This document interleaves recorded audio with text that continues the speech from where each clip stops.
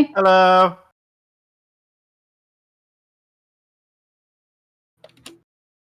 Ah.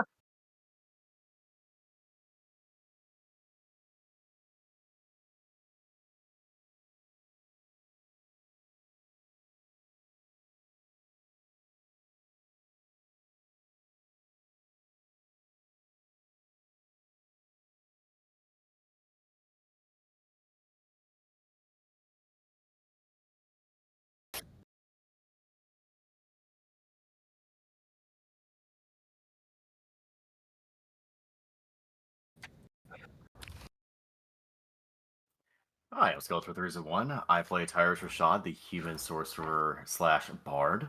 And yes, as Max mentioned, I am the co-DM, mostly for her character, but also to assist when necessary.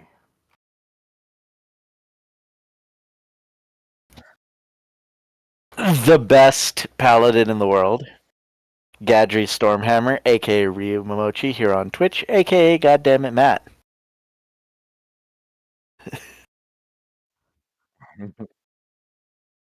I am the best paladin.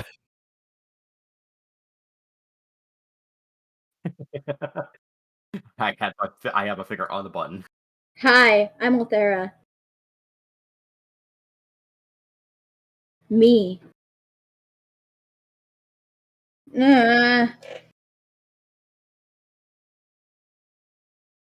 No, I'm not a voice actor. I'm just a goofy little guy.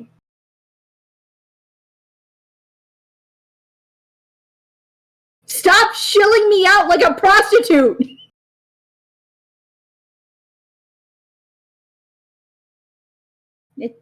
That's okay.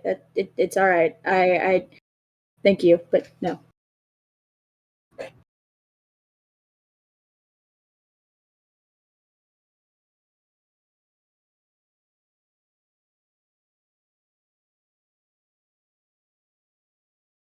Hello, my name is Mellow the Fairy here on Twitch, and I'm playing Scruffle Crown.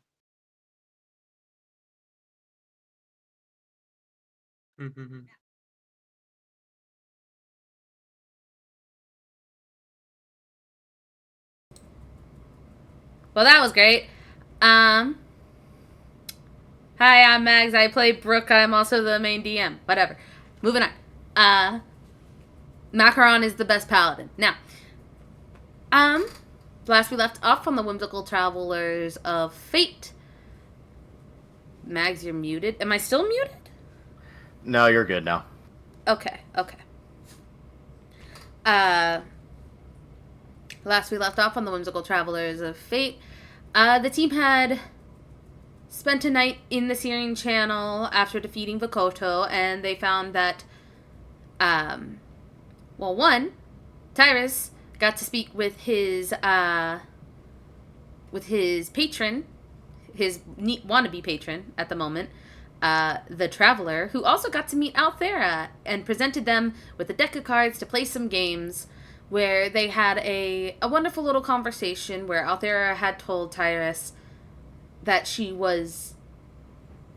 that her brother is going to be bringing someone towards Darktoe in order to bring her home, but after a conversation with Tyrus, she's unsure if she truly wants to even go home. She has yet to make her decision, and that is perfectly fine.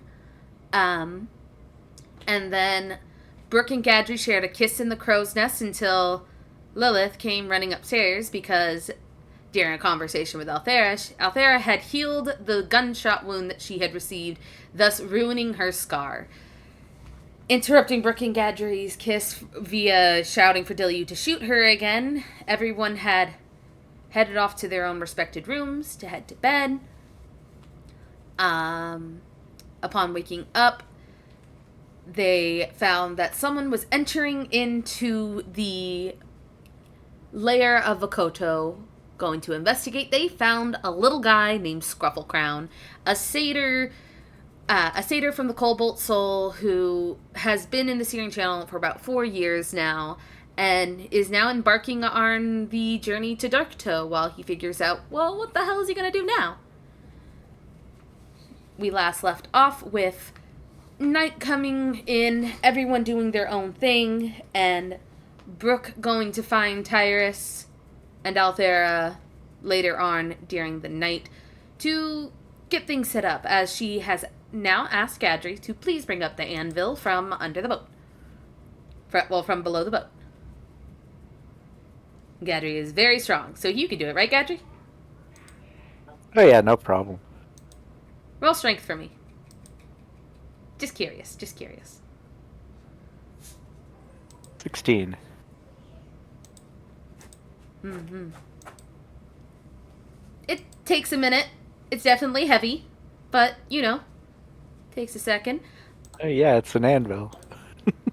Yeah, but you managed to do it just fine. Brooke goes and finds Althera and Tyrus, and Brooke is going to ask Althera and Tyrus to, could you all, be ready to bring stuff up, drinks and some food. We're going to have a little bit of a celebration, as Tyrus wants to do something upstairs. Tyrus looks to her as he's currently tying down some rope for the sail. He's like, yeah, let me finish anchoring this, and I'll go get drinks ready. Perfect. Any special requests for drinks? Brooke thinks for a moment before going. Yes, alcoholic, preferably. Ah, understood. Yeah, I'll definitely help with that. Others gonna head down to the kimchin. Kimchin, where the kimchi is cooking. Yeah. Tyrus will soon join her after he finishes tying down. Also, Max, the game is rope. paused. Yep. It's can be paused forever. Max is paused. The pause. Max. Matt, I swear to God. Anyway, continues Tyrus. Yeah, so he's gonna go down to the kitchen with Althera. Or at least he's gonna follow in after her after like a minute. Goes down and looks at the stock and be like, so what all we got? We have knee cracker, rum, You do see that you have knee cracker rum, and you have dwarven mead, which is Gadry's favorite alcoholic beverage so far. And you see a couple of bottles of wine that Ixtal has brought onto the ship because they prefer the fancier, stuff. I think I may have some more from home, from the Pallet Grove. Let me check with Bartholomew. She's gonna open her bag of holding and reach in. She's like, Bartholomew, could you get me, Roll intelligence. the bottles that are in there? See if it's in there. Intelligence? Yeah. Oh dear. It's fine. It won't roll. Huh? Oh, there we go. Yep. You reach in and you pull out. Go ahead and roll a d6. A D what? 6.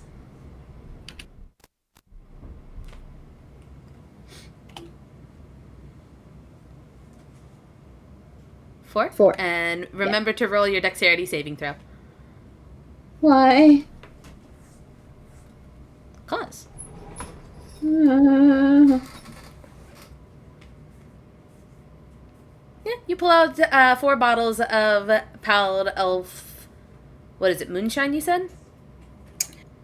she was looking for a bottle of Pallid Elven liquor, a bottle of Yuan tea liquor, and then bottle of the strong shit that her sister-in-law sent her off with. So you pull out a. So that's 3. If And it's the your 4th can be a sister-in-law. surprise. If it's your sister-in-law, then seeing as she's an orc, I would say it's like a really good scotch or a whiskey. Mm. Pallid Elf stuff, most likely a mead, because that's more of a honey type thing. Mm-hmm. But this one is a very unique flavor, as, the Pallids grew underground and everything. It's a unique flavor of,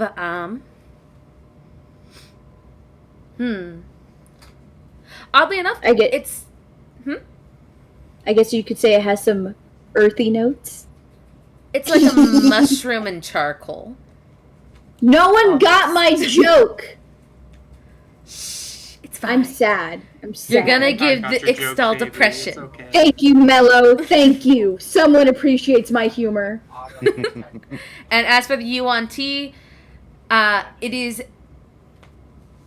it's like a sake. It's very much like Oh, a sake. stocky it to me.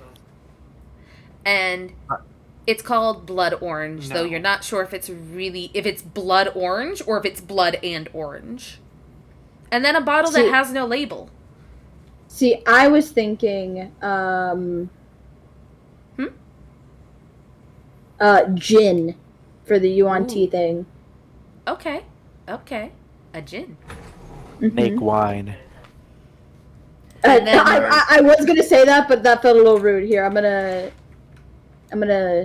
in the side chat. I'll put what the gin looks like. So Tyrus is looking at these ingredients and he's thinking for a minute. Actually, I have an idea. Would you mind if we try something? Sure. There's a drink that I had back in Marquette. Well, it was in Islecross. It was a warmed drink. I think we have the ingredients for it. Let's see. Yeah, and he's going to start looking through the ingredients, see what we have, and kind of go through the pantry, the shelves, and start picking some things. And you watch as he picks some, like, nutmeg and some cinnamon out as well. A bit of brown sugar. He's thinking for a minute. We don't have butter, do we? We do. Okay, I might need a bit of that. And keep it in the butter bell. Go over to the counter area, grab the butter bell, and then bring it over. Here you go. Thank you. And he's gonna start mixing up some of the ingredients together as he puts some of the meat cracker on heat to kind of warm up the cider. And with Althera's help, he's going to try to make a spiced rum and cider drink that is warm. I found a recipe for it. He's not going to make it exactly because he's not fully there yet, but he's kind of tinkering and he's kind of trying to make a hot buttered apple cider with rum. Roll. Althera is making herself a Moscow mule. Or I guess in this case a pallid mule. Tyrus, go ahead and roll me a... I don't know what you would roll for mixed drinks. Performance? I don't think it's performance because you're not performing anything, you're making something, so... Maybe it would be like sleight of hand? Alright, I'll take that. Make sure to add your proficiency with cooking tools. No. And then Althera is helping. Okay, so I already have proficiency in sleight of hand. Would I basically double the proficiency then, since I'm using thieves' tools, or not thieves' tools, chef's tools? Yeah, because you're cooking this down. You're not exactly shaking it in like little, like the thing, the drink shaker and stuff. You'll need different tools for that. Yeah. You're cooking this. That is with added proficiency of 16. Man, I rolled low. Holy cow. It comes out rather well. Yeah, for a first batch, he makes a pretty decent hot buttered apple cider with rum. He's gonna try a taste with Althera. He takes like a little cup, little shot glass, if you will. He kind of pours her a little bit as well. Now let's see how this is. Cheers. Cheers. I'm just gonna take a tentative sip. Same. It definitely warms you up on these cold winter days. Oh, that's nice. Indeed. I have to think more on it. I think it's missing a few things. I have to tinker with it, but this'll do for now. I agree. I'm making myself a pallid mule. Ooh, alright. Is that a cold or a hot drink? Cold. All right. So you would probably need mixology tools to get the bonus to it. If, since, you know, I don't think Althera has mixology tools, nor is she proficient. It'd be sleight of hand doing the whole, like, well, are you making a show of this or are you just doing it? No, she's just doing it. Then sleight of hand. Could I assist her and give her advantage? Sure, you can throw the help action at her. Yeah. Yippee.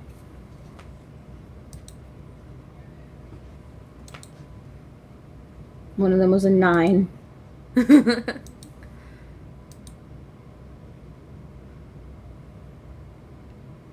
So, with advantage, it is a 9. Yeah. It's a little messy. You're thinking it's most likely because of the rocking of the boat on the waves, but it still comes out pretty good. It's just you spill some. That's all. Oh. Because, like, you know, you've made it before and stuff. It's just you spilled some. So, That's disappointing. so with this, I'm going to use a new feature I have. Mm-hmm.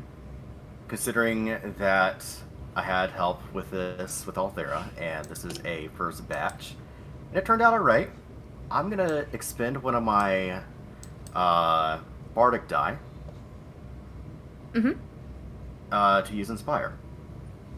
Ooh. What does that do? It basically allows me to, with the drink that I make, if you drink it, you gain a Bardic die. Inspiration. Oh, nice. And considering... Liquid courage. pretty much. Considering we're going out at this point, why it says I have 3, I should have 4. I'll basically make enough for... Let's see, how many we got? We got... you know what? Yeah, I'll make 5 and put the Bardic die into 4 of them. All So right. I'll expend all my dice for that. As you two prep charcuterie boards and all that, and drinks, and you bring it all upstairs. Scruffle, what are you doing as this is happening? You have noticed that a lot of people seem to be setting something up on the top of the deck. You are so lucky. I just sat back down as you addressed me. Scruffle, seeing as everyone seems to be prepping for some sort of event, is going to go to not one of the player characters, but maybe one of the nearest NPCs and see if they know what's going on exactly. You can pick Dillu, Ixtal, Cider, or Lilith. Or, of course, there is Unicorse. Oh yeah, he'll be going right up to the unicorn because he can speak eh? Unicorse speaks English. How dare? He speaks common. You can't prove it. They both start clopping at each other. Oh, They mating speak ritual click clop. dance. Cider's the sea bunny, right? Yes. I think because out of everyone here, he probably has the closest connection to Cider. He'll go over to her and, just ask like, "There's a lot of noise going on. What's exactly happening? Is there something going on?" Cider looks over to you, looks down at you and goes, "Well, I think that perhaps the captain is throwing a little party. It seems that she's getting lights and stuff, some of the lights out, and I heard her request from Mr. Tyrus and Lady Althera drinks and food, so perhaps it is a farewell to the Searing Channel party." I suppose that is a very good reason to want to celebrate. Yes, that makes sense. Oh, definitely.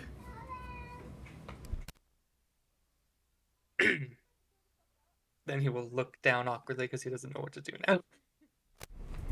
Well, He doesn't know if he can really help. He's kind of small. He can't really reach anything. well, if you want to see if there's anything you can do, you could probably talk with Ixtal. They seem to always know the plans of everything. Ixtal That and like point over to the person by the horses. The Pallet Elf, yes. Okay. I'm still trying to get used to the names of everyone else on here. Thank you. Remember, their pronouns are they, them. Understood. Okay. They them. Got it. And he will, very shyly, kind of make his way. He'll like stand 10 feet away. Ixtal's about 4'6", so they're only a little bit. They're a little bit taller than you. They're a whole foot taller than me. They're a little bit taller than you. Ixtal Right there. finally could look down at someone. Exactly. Ixtal's very happy they're here. He will walk up. He won't like get next to him or anything, but he'll stand a good few feet away. I don't think I've had the chance to introduce myself to you. My name is Scruffalo. I hear your name is Ixtal? They turn their head and they are. You've heard of pallet elves, though you've never seen like a pure pallet elf before. And you know that this is the oldest member of the group as they look over to you with pale skin, white hair, and solid black eyes as they look down at you. Yes, hello, I am Ixtal, and you are... Scruffle. They found me in, that little lair thing after they defeated that asshole down there. Ah, yes. It's a pleasure to meet you. Yes, my name is Ixtal Ilion the Second. It's a pleasure. I was told that if there was anything, if any job delegated or whatever, to come talk to you. Oh, yes, Brooke wants to, have a small little thing for Tyrus, which he's having Gadri bring up an anvil, so obviously it's going to be hilarious. Let's see. Something for you to do. And they kind of look around the area. How are your hooves? They're not sliding around on the deck. Well, if you asked me many years ago when I first started traveling on the sea, I would be a mess, but I've traveled on a good fair few boats in my time. I've grown accustomed to more wet decks, so I think I'm holding up pretty well. That's good. Perhaps you can hop on Unicourse and start hanging some ribbons. This place could use a little bit of color. Up on Unicourse. Right. Unicourse turns around and looks down at you. How tall is Unicourse? Horse size. You get a very loud, audible gulp from Scruffle. You look at this unicorn, and it stares at you and goes, "Hi, I'm Unicourse. Of course, they have a slightly southern accent. Do you got a problem with it?" No. In all honesty, I wasn't trying to do an accent, but okay. It's just my voice. I would say he tipped his hat, but Scruffle doesn't have a hat, huh? Tips his glasses. Yeah, he adjusts his glasses a little bit, the little beads clanging as he does. Hello. Unicourse? That's my name. At least that's what Gadri calls me. Do you like the name, or do you have another name you'd prefer? I would tell you my name, but then I'd have to kill you. Ha ha ha ha. Blink, blink, blink. I have a name, but I right. left it behind with the war. And he kind of like... Left it behind in the war. Yeah, because of the Feywild War thing. They kind of kneel down. They're like, hop on. Right. And he will attempt to hop on. You get on the horse, and Ixtal starts chuckling as Unicorns just stands up and... Full speed books it. Listen. So, on the ship, there is an initiation where they like to pick on the new people. We picked on Althera. We made her breathe in thick, soupy air for the longest time. And yeah, Unicorse has a tendency to go fast. So, Ixal hands you some ribbons, says good luck, and Unicorse starts booking it to where it needs to be done. His You're eyes having just go- so much fun. It's just the anime thing of his eyes being like all wide and the tears like flowing down his cheeks. Like, I don't know if I can do this. Do I have to make like a roll or anything to see if I even stay on? Go ahead and roll a dex save to stay on. Okay. I can do dex saves. Yeah, I can do those. Hold on. Yeah. Where's my dex? Oh. No, I want to roll. Yeah, you rolled a 23. Now you rolled a 25. You're good. Oh. You're It holding on for didn't dear do life. It didn't do the roll thing like sound for me, so I didn't know if it actually rolled anything. Brooks watched it for and us, just yeah. walks out, sees you being chased, ran around the ship as you're frantically tying ribbons around the area. Brooks just wondering, what the fuck? The occasional go bleh comes out from his mouth as he's panicking. Skelly, do the thing. Do the blah. Your microphone didn't even catch it. It's fine. It said absolutely not. Brooks gonna go find Let me try Gadry and again. just... Okay. Is Your it microphone coming hates through? your bleh. We heard No, you it- a mile away. It might be Discord. Hold on. All right, let's try this. There you go. Yeah, that works. Yeah, no, it's Yeah, it's just short bursts of that every time. Like there's like a bit of a kickback, and he's like clutching even harder. Just stops every now and then. Boom. Then it quickly ties, runs to the other side of the ship. Quickly ties, runs to the other side. Smacks in the back of the head every single time. He's just gonna get a concussion. It's fine. little spirals for eyes now. Brooke walks up to Gadry and goes, "Is there a reason why we are tying ribbons everywhere?" Gadry's like working to bring the anvil up from the bottom of the ship. Then why is he at the why is he at the wheel? I don't know. That's where he was at the beginning of the thing, and nobody. I don't know where the anvil is, so. It's down in the hold.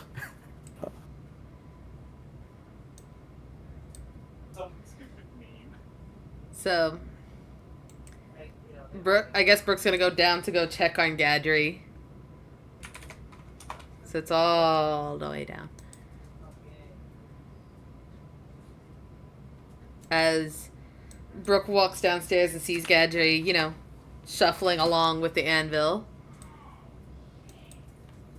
she just kind of looks at him and goes, Gadry? He's like holding it and. Yes, Captain. Do you need help? He kind of shakes his head a little bit. No, I got this. I just need to make sure that the doors are open on the way up. I can help with that, at least. He nods a Tires little bit. Tires not there. Start heading out of the kitchen and close his door on the way out. It's like, people need to learn how to close their doors. It's not a fucking bar. You close the door. It has an automatic lock. Brooke's just like,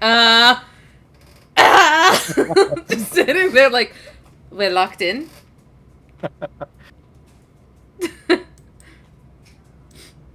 No, There's no portholes down there either.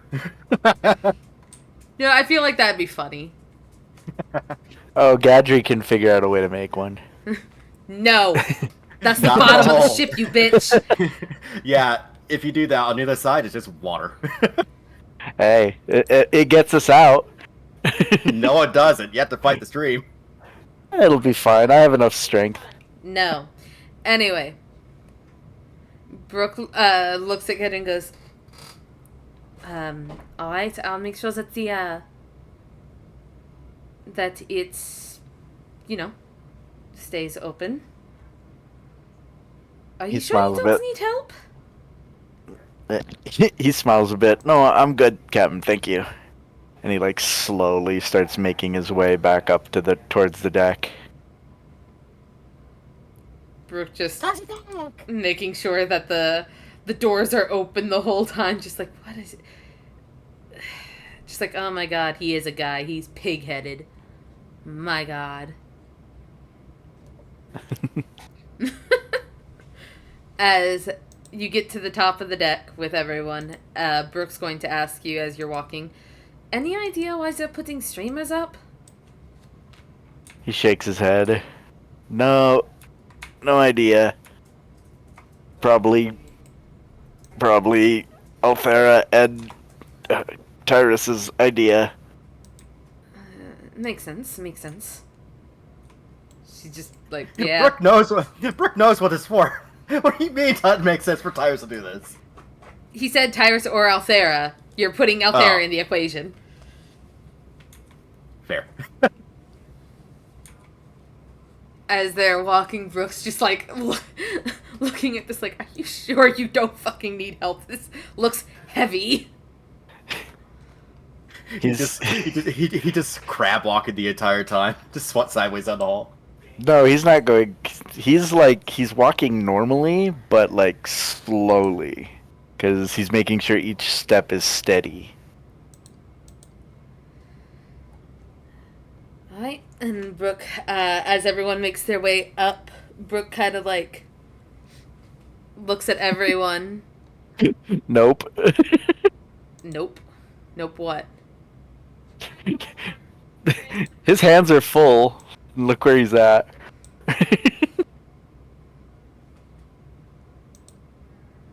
There we go. Fine.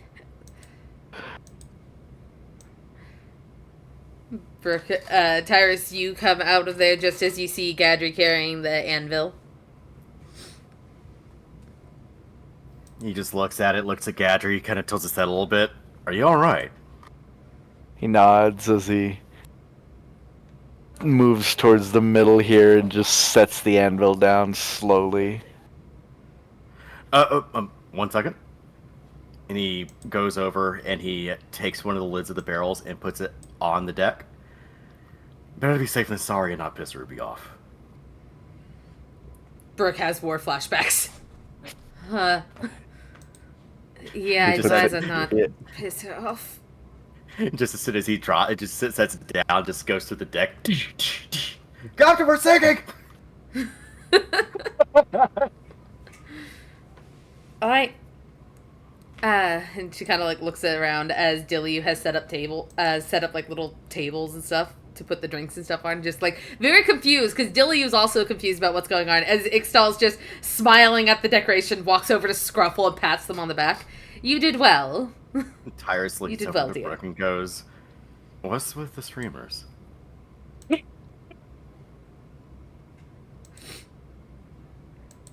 Scruffle, do you have anything to say to Ixtal as they're patting you on the shoulder? Crying. Ixtal hands you a tissue. So tall up. Ixtal hands you a tissue. Big old ugly like nose blow. Brooke looks around and goes, honestly, I have no idea why they're setting up like this, but, you know, I don't know. This is them. I figured it was like Althera. He glances over to Althera, who's helping bring the drinks up with them. What about me? Was this? Were the streamers your idea? No. Although they are a nice touch. Ixtal's blocking me. Ixtal isn't blocking shit. Ixtal's just doing whatever they want. Yeah, there's a wall there. Yeah. You're at the door. Ixtal was at the wall. How dare. Brooke looks over and just goes, did you happen to, tell everyone to put up streamers? No. Ixtal walks over, just smiling. I think it adds a better touch of color to this ship. It's very, very brown and boring. It is nice. I have wanted a nice pink touch. Yep. Ixtal He's dragging like- over the crying Scruffle.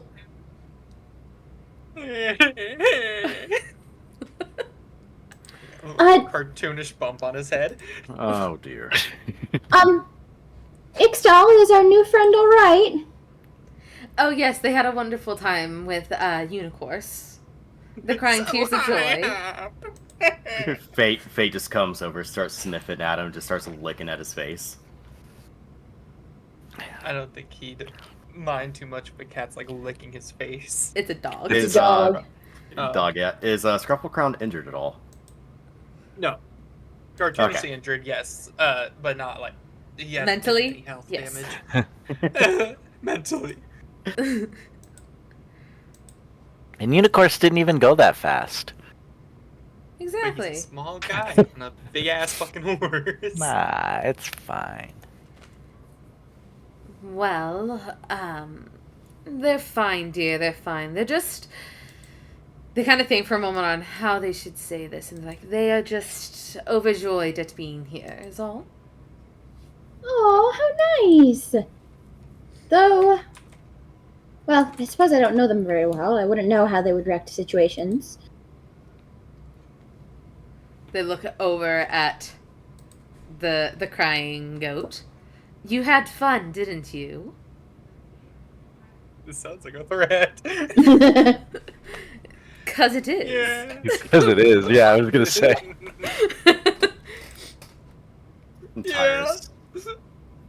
Tires just grabs one of the hot ciders and walks over and kind of squats down beside him and goes, "Well, welcome to the party. Hope you had fun on your adventure." And he offers it to him. I think what you can call her. I think Scruffle would take a cider and give it a sniff. He's definitely had cider before, so he'll take a sip after sniffing it. Yeah. After I a few posted seconds of picture- your eyes closed, you realize you're allergic to apples. I'm joking. Yeah, I posted a picture of it in the embed. It essentially looks like either a chai tea or a hot cocoa, with a cinnamon stick sticking out of it. Oh, fancy. Fancy pants. Indeed. He over here. He will begin slowly sipping on it. It's Immediately, warm. all emotional trauma has been washed away because cider. It is warm. It goes down very warm. Has a bit of bite to it because of the cinnamon, but it also has a hint of a sweetness to it as well.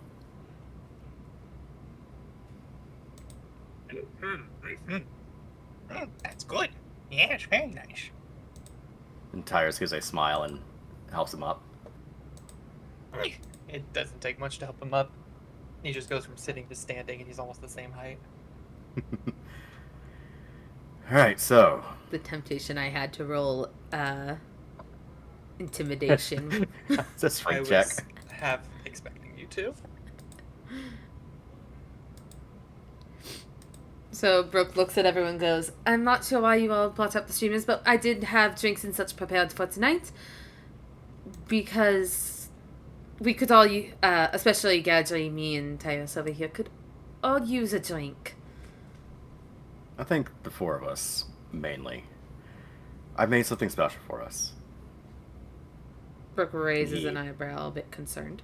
He brings over the inspired ciders. And there's four of them, one for each of us.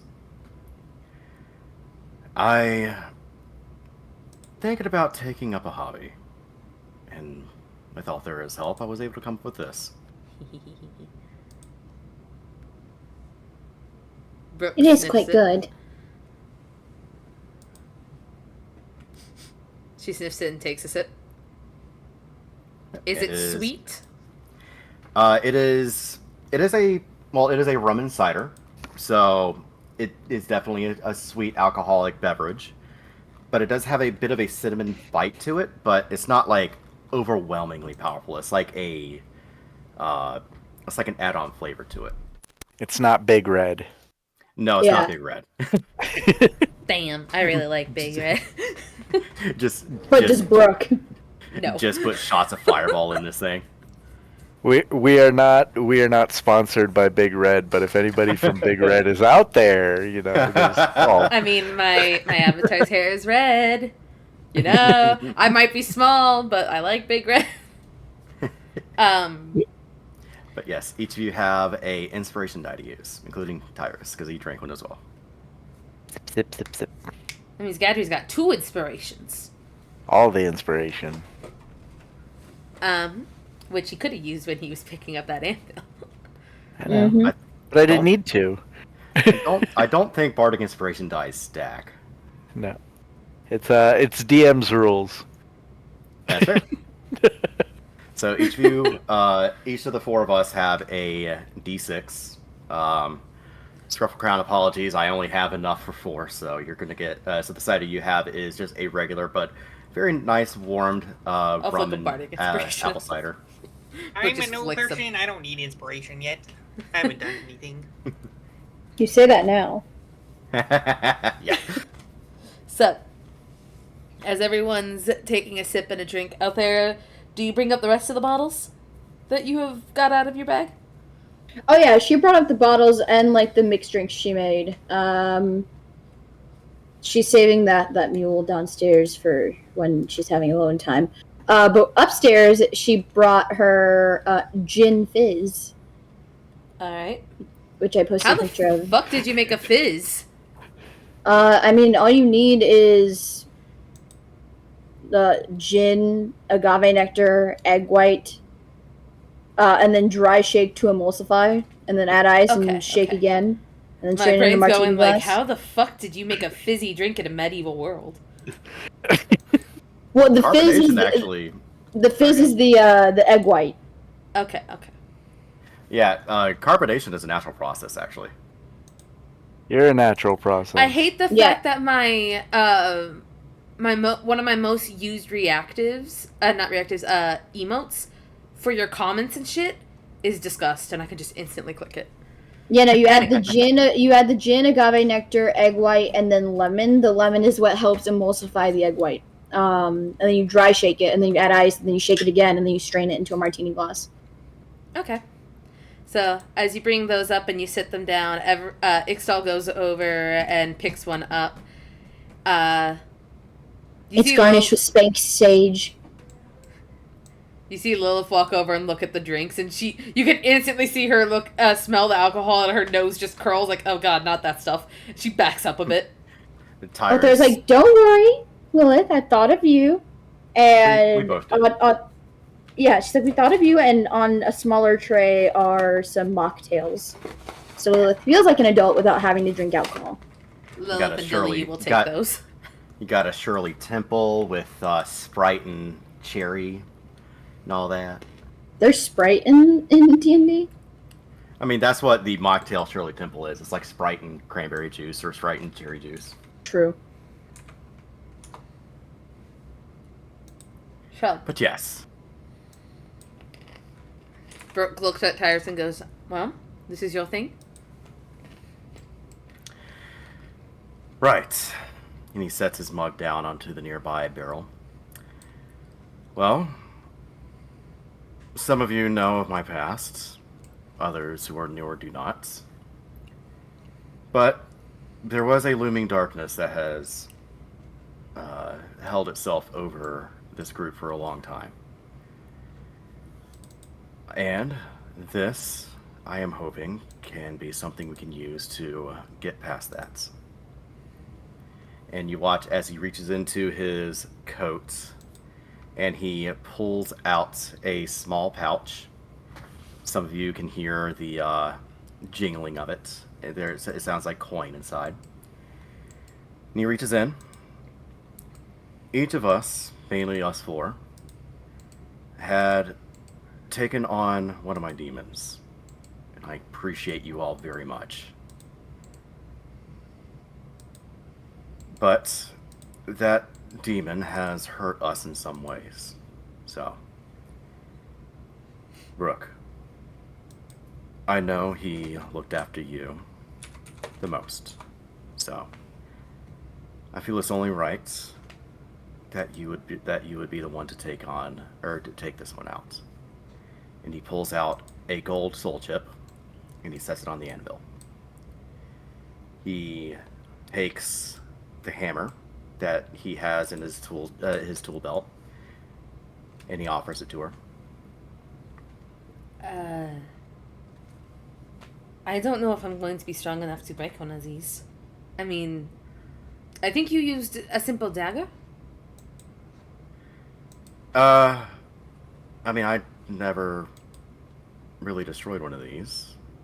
Not destroyed, but in order to get your soul, you popped the gem out, did you not? Oh, right, no, that was, I did crack it against my dagger. Ah, so you have to crack it. Yeah, I basically used the pommel of my dagger and smashed it in my hand. So with this, at the very least, it'll be easier. And in addition to that, I hope the drink will assist you in this. And he's also going to use Dispel Magic on the coin to make it non-magical, so you can break it as a non-magical item. I'm gonna cast magic missile on it. No. Eldritch Blast. It's an auto crit. Just nah. If I'm gonna cast anything, it'd be Vicious Mockery. Brooke will take the hammer. And she kind of looks at Tyson and goes, "Are you sure you don't want to go ahead and do this?" I have more chips. And 3 of which are going to be for myself, Althera, and Gadri. The other 3 who this fuckhead has decided to mess with. The rest looks at the rest of the party. You are all free to assist in breaking one. I have these things called soul chips that have a soul in them. And I want to release them. So if you want to assist in breaking these, you're more than welcome to come up. Ixtal just backs away like, I ain't messing with any voodoo shit. Brooke just kind of looks at the coin, and out of curiosity, she's going to cast Detect Thoughts. See if she can glean anything from... Yeah, see if she can glean anything from the trapped soul inside. Alright, what are the details of that spell again? Here it is. It's a feature she has, so I have to go to her features. For the duration, you can read the thoughts of certain creatures when you cast a spell as an action on each of the turns until the end. You can focus your mind on any one creature that you can see within 30 feet of you. If the creature you choose has an intelligence of 3 or lower, or doesn't speak any language, the creature isn't affected. Mainly it's surface thoughts. Creatures you can't see. To detect the presence of creatures you can't see when you cast the spell as your action during the duration, you can search thoughts within 30 feet of you. The spell can penetrate barriers of 2 feet deep of rock, 2 inches of any metal or other lead, and thin sheet... other than lead, and a thin sheet of lead that blocks you. You can't detect the creatures within it, an intelligence of lower than 3. Okay, so let me do a roll real fast. I throw a curveball at Skelly. What's your spell save DC? Spell save DC is for 16 and 15. Oh, okay, I see. Smack the curveball. It fails. The soul inside fails, and you're able to get the surface thoughts. And you hear, or you feel a, it's hard to describe properly without... Welcome. Yeah. Throw me a curveball, I love it. Soul inside, you feel a sense of eternal loneliness, a darkness, an emptiness, but also an acceptance that you get a sense that whoever was in here was in there long enough to understand that this is their fate. The hope has been lost in the soul. I'm going to speak with telepathy to it, see if that works. As she says, "What is your name?" Let's see.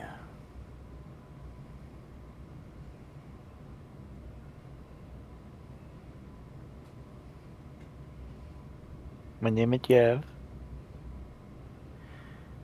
You hear a soft, broken male voice with a bit of a accent to it.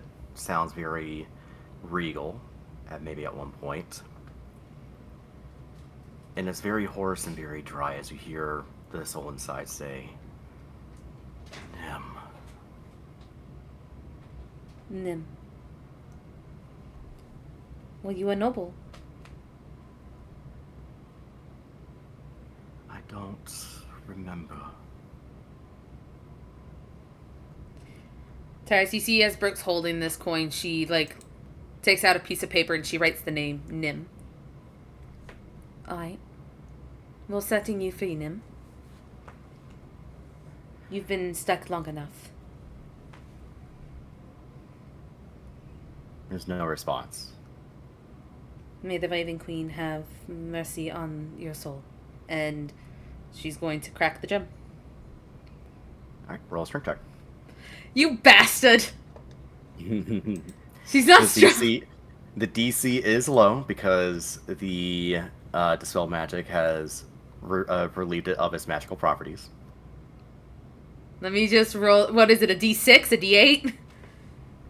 I think it's a It's a D6. Okay, because that's a 5. 7. Thankfully, the DC was low. I did make the DC 6. I barely made it. You set the coin on the anvil, and you raise the hammer up above your head, and you go to try to swing hard, but you didn't aim it properly, so you kind of miss a little bit, and the coin goes off across the deck and kind of ting ting ting ting ting onto the deck nearby, kind of off in this direction. But Brooke goes as over you and picks it up. pick it up, face is purple at this point. She's like, fucking hell. you go pick it up, and as you do, you notice that the gem within is no longer glowing. You notice that it has cracked, and as you're watching it, the cracks continue to spread more and more until it crumbles out of the coin. And you watch the dust of the gem continue to fall down until it dissolves essentially into nothing. You hear softly in the back of your mind,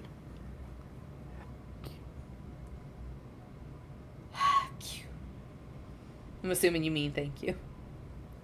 it did not go through? I heard ha-Q. Yeah, he said, thank you. Brooke's going to go over and essentially she's going to look at all of the gems and try to ask them their names so she can write them down.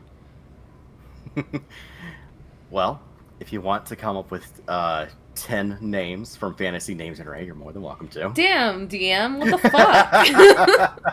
fuck? But yeah, Brooke will write down all of the names. I'll grab them later. Sure. So that Tyrus at least has the names of the people that he helped set free. He smiles warmly to her.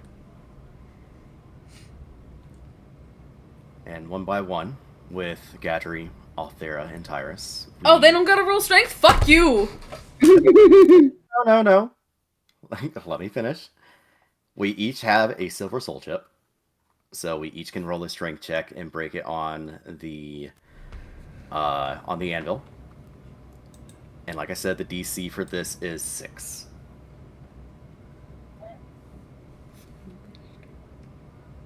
Other looks like scared of her chip.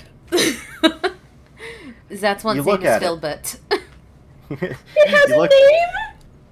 Yes, there's a soul inside. And What you if look I at it. accidentally kill it? Trust me, you will not. And as you look at it, and knowing that there's a soul inside, and you now know the name, it feels a little heavier than you first realized. And you feel a sense of, like, coldness coming from it. But yes, we each have this little silver chip that has a design around a terracotta chip.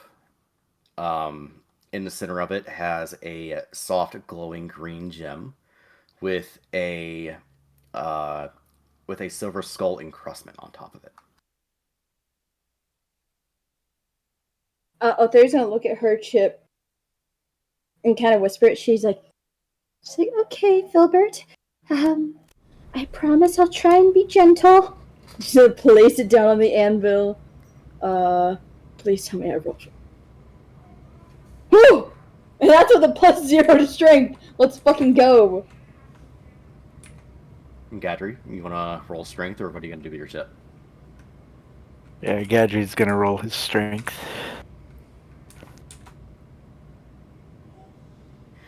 Gadri is the only one that not only cracks the gem inside, but you watch as he also cracks the terracotta and flatten the chip even wider. Damn. Hilper didn't appreciate that one.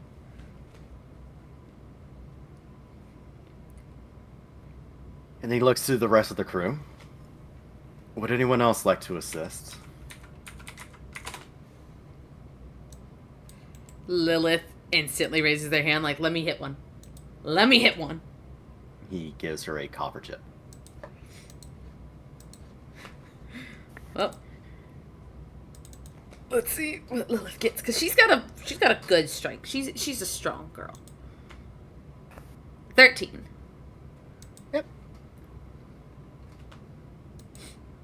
And for the sake of posterity, because I know you play all the NPCs here, except for Scruffle Crown. Scruffle Crown, do you want to take a whack? Scruffle For Crown's the not an 7 in strength? NPC. Hell no. Initiate. Listen, Arthur has a +0 to strength. Come on, initiation.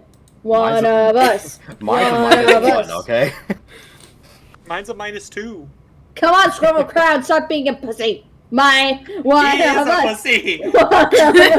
One of us. I will say this: that the DC is 6, so you only got to roll a 8 or higher. You know, it's fine, Mello. You'll have you get advantage because Unicorse is gonna come over and help you. Yeah. Yeah. If you roll under the DC twice, Unicorse steps on your paw. On your palm. Ah. Yeah, your His palm. hoof?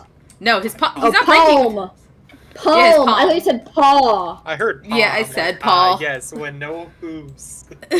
Paw. Is it just a strength roll? Yep. Yep. Fuck. Second Yay! time. Okay, there we go. So you go and take it, and instead of thwacking it down, you kind of drop the hammer on it, hoping that's enough to crack it, and the hammer jumps from it, and you watch as the coin kind of jump a little bit, kind of do a little spin. You're like, and you put a little more force in this next one, and this time it cracks. You just place it on there instead of dropping it. Unicorse just takes their hooves and slams down on the hammer. It's fine. You got it. It's fine. Brooke is going to hand Tyrus the list. And one by one with the NPCs, and as I said, for the sake of posterity, I'll go ahead and count all the chips as released.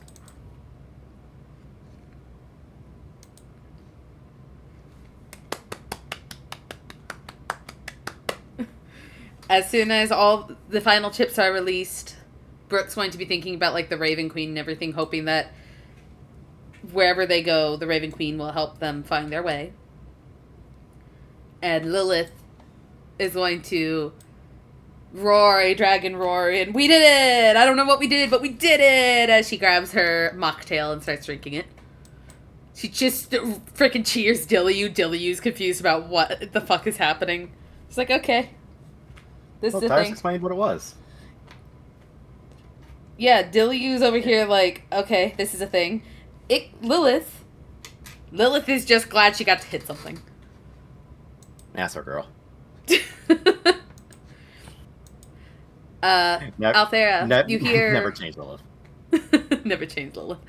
I You hear Ixtal call over to you as they're holding up the bottle that has no label on it. Yes. And what is this one, darling? Which one is it? The bottle with no label. Okay, said I don't remember surprise which me. one that is.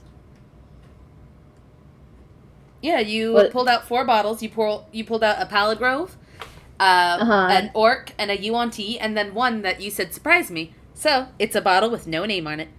Okay, I got confused. She's like, I'm not actually 100% certain. Bartholomew gave me 4 bottles, and I recognize 3 of them. Ixtal kind of looks at it, pulls out glasses, pours everyone one, and looks at them just like, well, cheers. We're drinking champagne. Ooh, it's like a fun game of roulette. Oh, there, grabs her glass and starts drinking. Brooke sniffs it, but drinks it. And Tyrus drinks it. Gadry? Gadry drinks it. Scruffle, do you drink it? Very cautiously. Everyone roll me a D100. Yes! Red wild liquor! You said D100. I like D100 lists. 15.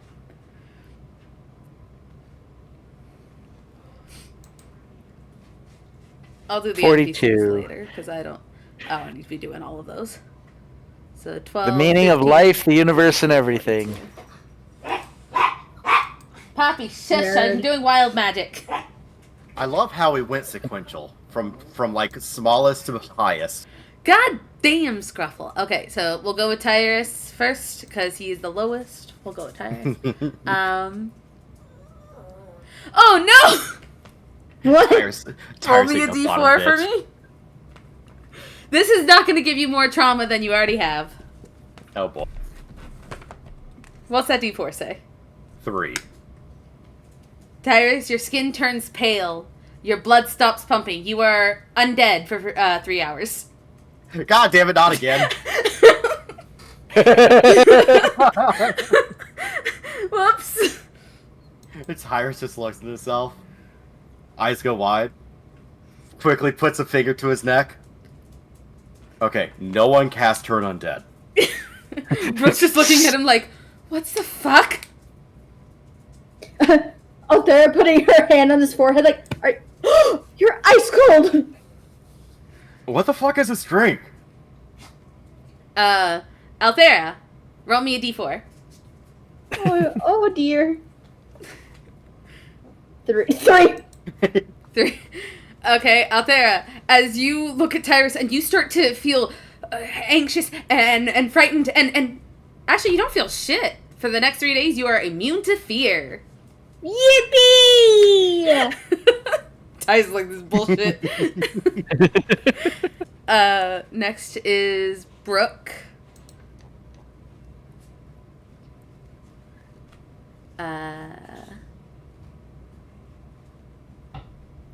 Hey! 3 days with a non-anxious Althera. Oh my god, yes. Anxiety doesn't mean fear. If Brooke dies within the next 24 hours, she's immediately brought back up. Yay! Don't know what the fuck the Luxon's thinking about this, but cool. Blessing of the Raven Queen. Basically. Gadget, roll me a D4. D4. Where are you there? Bop. Bop. Bap. Tree. Look at that. For the next 3 days, Gadget, you cannot lie. So, his normal self then. That means if someone asks you, are you okay? And if you're not actually okay, you gotta tell them the truth. Which your Lynn's gonna love. Althera's gonna look at Gadri, because now again she's feeling fearless. She's like, "Do you think I could take 3 shots at once?" Looking at the 3 shot glasses. Gadri looks at her. No. Aww. So Gadri, what happened in the war? Why are you following Asmodeus? Hold on. We Stop. still gotta So- do Scruffle. And also, to be fair, you guys don't know that this is happening to him, so no metagame. Oh, I know. No, I know. Althera's feeling brave. Althera, who doesn't drink, is like, "Oh fuck! I'm on top of the world. I'm gonna do 3 shots." Anyway, Yeah. As including Gadri. so That was a meta joke. Scruffle. Yes. As you drink this and you're seeing everyone kind of like sit here and be like, what the fuck? Brooke doesn't feel anything. Althera just feels like she, nothing's really overwhelmingly scary to her. Tyrus is staring at his undead hands like, what the fuck? You look down at your hands, and in between your fingers, you see webbing. You move faster in water now. For the next 24 hours. The Triton curse has been put upon you. He just stares. You hung around it for too long. I'm gonna Sneak roll. away here for a bit. We are docked at the moment. I'm going to roll 2 more for Cider and Ixtal while you guys roleplay. Titus is dead again. It's fine. No context, he's dead again. Althera's looking at Tyrus. She's like, "Are you undead? Like a vampire? Like a zombie?" Tyrus is just... never really figured it out the last time, so I don't know. I'm not a vampire. Mm-hmm. Well, Brooks. clearly. Brooke's looking concerned as no one else seems to have anything happen to them except Tyrus, and it was after we crushed the coins. Gadri just kind of sighs. He goes, "Did you die again?" I don't know. What the Scruffle? fuck was this in this ring? Scruffle, you feel someone grab the back of your shirt. Eyes widen. As you- Slowly turns his head. As you look at Ixtal, who's looking at you with murder in their eyes as they have goat horns on their head, like, what did you do? You're the goat on the boat, and suddenly he's got horns. Ixal, if you're They gonna look fuck... good on you? Ixal, if you're gonna fuck this one too, can you at least do it in the bedroom? And don't put any dents in the walls this time. Ixtal's going to look at you, and they're going to say, I hope you know, Tyrus, that I have a very, very powerful spell against undead. Don't tease Ixtal. He's an expecting father. Ixtal just looks at you now. What? Aren't you excited? Inka's pregnant. They're literally holding this tiny little goat up a little off the boat, looking at you. Thank the gods above that all those dents actually amounted to something. In other news, I have a very beautiful gold chain that would look lovely on those horns. Give me 1 second. I just reach into her bag of holding. Oh my god, just pulls out a copy of Gold Chains for Old Men. No. It's like horn decorations. You You sound will- like tieflings. Tyrus, as Althera is digging through that, you're going to look at Ixtal, and you're going to see a necrotic energy start filling their hands as they drop the goat. They look like they're about to fight someone on this fucking boat. Roll intelligence to see if I get that chain. Ixtal, are you okay? I have horns. They're very lovely, very chic, in fact. You get that chain. Yes. They honestly, they look pretty good on you, not gonna lie. Others gonna go over and put the chain on Ixtal's horns, like, see? Don't you look lovely? They're going to turn to you. And they're going to slowly reach up and grab the chain. You're going to see the chain turn into absolute dust. Oh, that was my snack money. As you see, they lift their hand, and their hand almost turns mummified as they just cast Finger of Death on that fucking chain. That was my snack money for when we were docked. They look to you, and they walk away. Oh dear. That's not where their room is. They're going down this way. Tyrus is just looking as Ixtal leaves, and he just... I'd say let's give him a few minutes. And, Hours, maybe? Maybe an hour. You see Dilliu kind of fiddling with essentially his, like, one of his daggers, because he doesn't know what else to fiddle with. He's just kind of fiddling with it, like, oh, that's not good. What? Ixtal does not do well with body modification, transformation things, particularly on him. Why? I see. They're looking at you and they're just like, 'cause the carnival out there. Oh. Your mind kind of thinks back to when you saw Ixtal in a dream that you had when all of the people were being dragged down, and Ixtal didn't look like how he looks now. How they look now. They looked a lot more burnt and slashed and blind and all around really fucked up. Oh. Her ears kind of droop a little. I'm sure it's fine. I'm sure it'll wear off. Well, to also be fair, I don't think he's enjoying himself. I think they just need a little bit of time to adjust to that. that and there's many ways to get rid of Feywild gifts.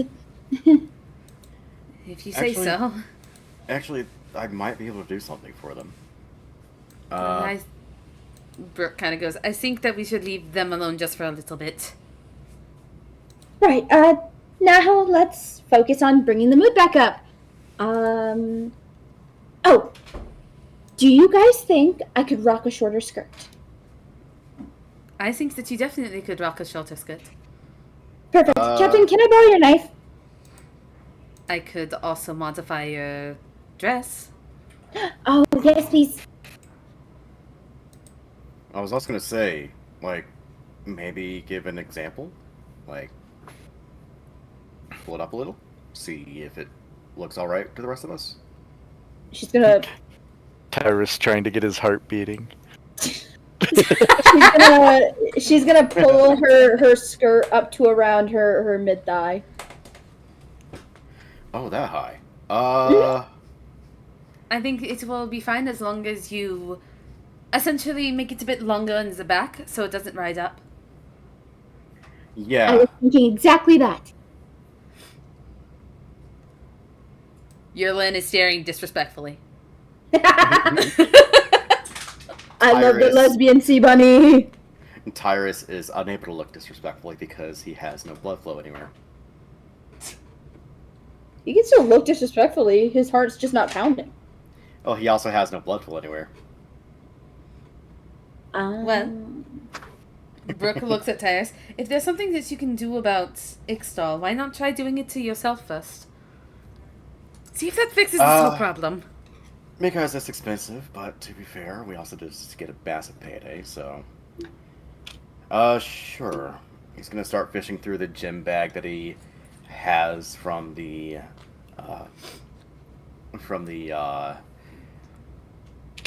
goods from, what's his name? It's not Ukatoa.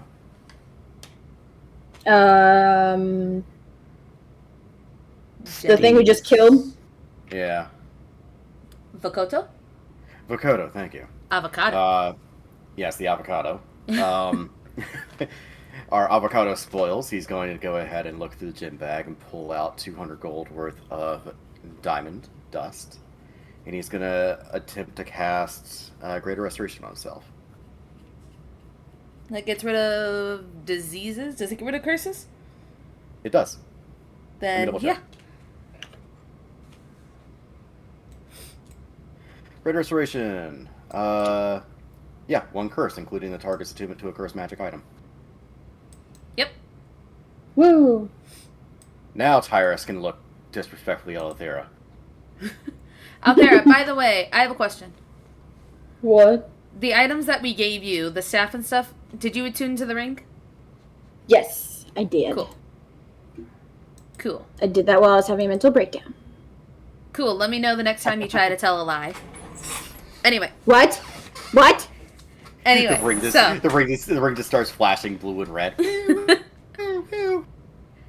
Hi, Solid 10 D&D. Scruffle, what are you doing?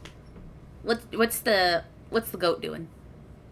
Having been released from Ixtal's deadly grasp, he has kind of shuffled off, kind of away from the main group. He hasn't like fully left the top of the ship yet or anything. But his eyes have went back down to the webbing. He has begun like tracing them. He is completely fascinated by the fact that he now has webbing on his fingers. And when it seems like the group is going to break, he is likely going to be returning to his room so that he can jot down notes about what the fuck just happened. Because he wants to run some tests on this. By the way, I will say that it says you grow webbing. It doesn't say when it goes away. So I think it's just kind of there. I love that for me. I think it's just kind of there. We'll see. Return to the mainland, goes back to his place. The fuck you been? The fuck happened to you? What the hell? What's going on with your hands? But if it means anything, normally you travel half your speed in water. You travel your normal speed in water now. Yippee! Yay! How much is that? 35 feet. Yeah, you can travel 35 feet instead of half of that in water now. Yay! Isn't there like a Greek mythology creature that's like a water goat? Yeah, is it the hippocampus? The think- hippocampus is horse. I thought it was Eh. goat. Horse, the goat, hippocampus same is a- difference. The hippocampus is part horse, part fish. Ah. Same It is- difference. It is also a part of your brain. Yeah, that one's irrelevant. So, what is everyone doing now that you have a little bit more free time before we start sailing off? Capricorn, that's what it is. Sea goat. Yes. Oh. There you go. Tyrus is going to go check up on Ixtal. Ixtal is not opening the door tonight. They're huffing and puffing at the moment. Knock, knock, knock, knock. Ixtal, Silence. may I have a word, please? Silence. I may have a way to reverse the effect. There's a few moments of silence.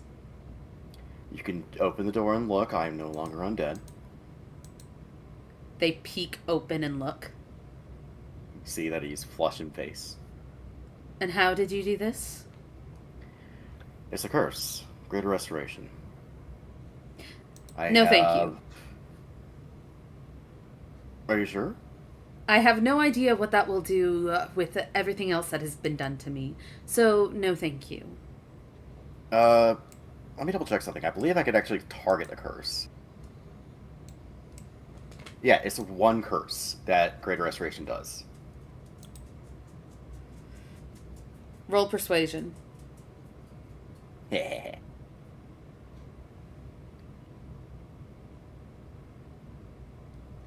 I'm going to re-roll that natural too. God damn it. There we go. You're looking at Ixtal. Ixtal's glaring. You're looking at Ixtal. You know what? Ixtal's glaring. Hold on. 24. You look at Ixtal and you like give a smile. Ixtal's glaring at you. You close your eyes again. Give another smile. Ixtal's still glaring at you. Look.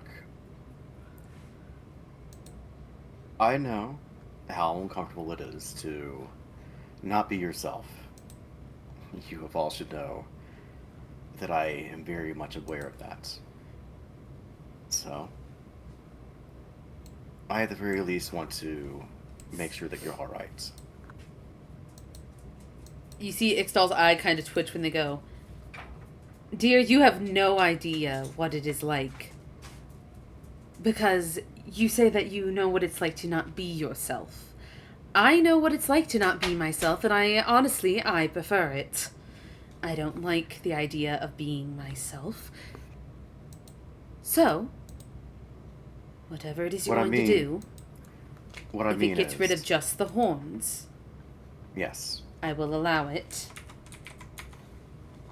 But if it does anything else, you have my permission to do one thing to me, as it is one thing to you. And I will not resist. If anything, with our history, I probably have something coming, so. The one thing is murder. Exactly. Ixtal's just waiting.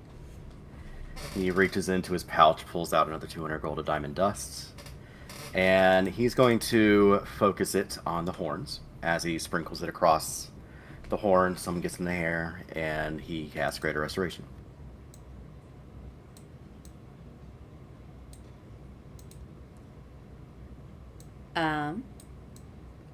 You cast Greater Restoration, and yeah, the horns go away. Smiles. See, look at that. Back to your beautiful, gorgeous, fabulous self. They touch their hair, feel that the horns are no longer there, and then they kind of like move. You see them look in a mirror. They look side to side at their face, and you can visibly see their shoulders like relax, because in all the time you've known Ixtal's a very carefree individual. They honestly don't give a fuck about much, but they were extremely tense the whole time you were performing this. And then you see them visibly relax and He let out a chimes soft in. sigh. As he sighs, Tyrus says, "And I do know what it means to not be yourself. May not be your true form, but the form that you choose is important. I was not myself for the longest time, and I know you weren't either. So, at the very Dear, least, I am still not myself. I mean the form you choose.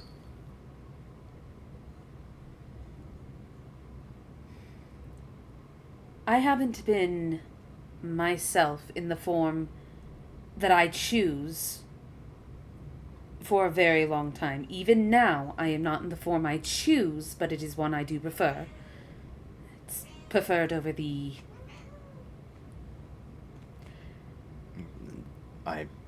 The look understand. that I used to be. Yes. But, if there's something I can do to help you with that, you're more than welcome to ask. Unfortunately, there isn't anything that you can do. There's not much that anyone can do. What is done to me, and they kind of look at their hands and stuff, and they're like, is permanent and cannot be fixed. What you see is... He thinks for a moment and goes, you could say that I've had work done. Well, in all my travels and all my years out there, if there's one thing I have learned, nothing is permanent.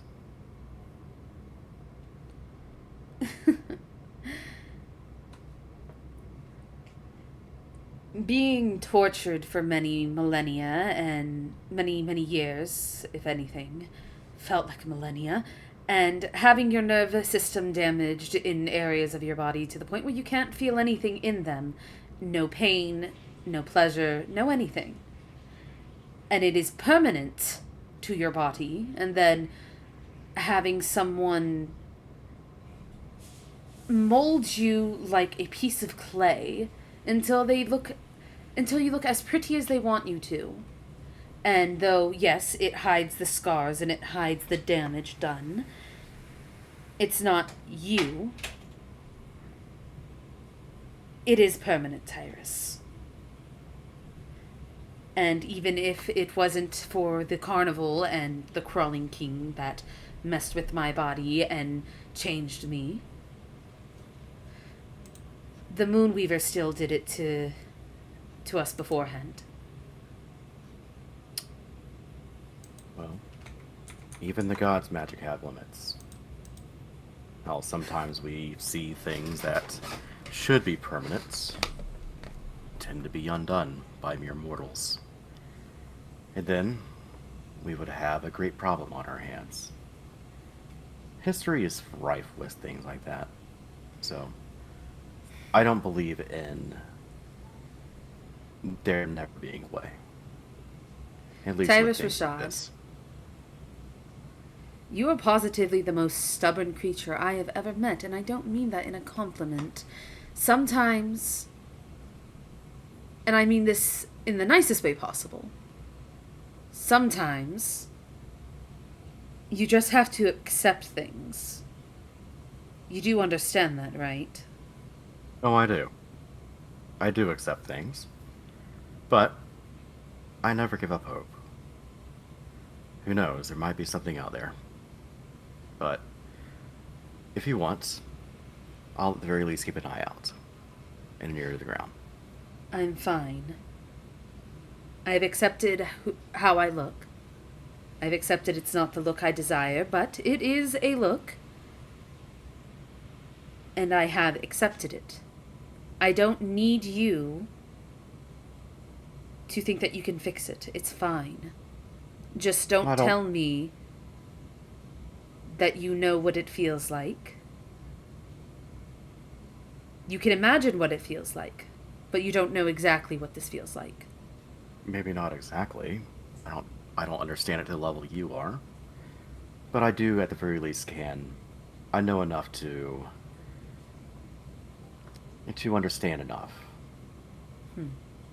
And it's not pity. I'm not looking to pity you, Ixal. I'm looking to understand and offer. What's the word I'm thinking of? Skelly asking this. What's the word I'm Comfort? thinking? It's not comfort, it's more of a understanding. Let's see. You're not looking to It's empathize? Empathize, yes. It's not pity. I'm trying to offer you, Ixal. It's empathy. I empathize with you. I don't understand you, but I empathize. Empathize all you want. Just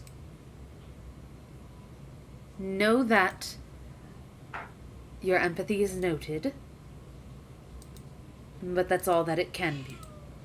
Noted.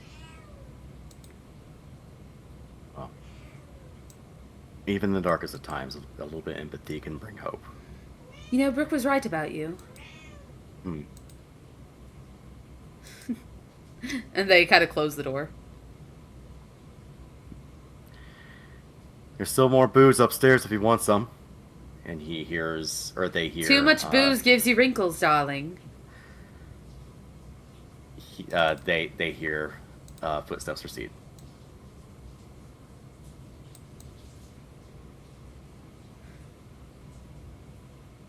Alright. Gadry.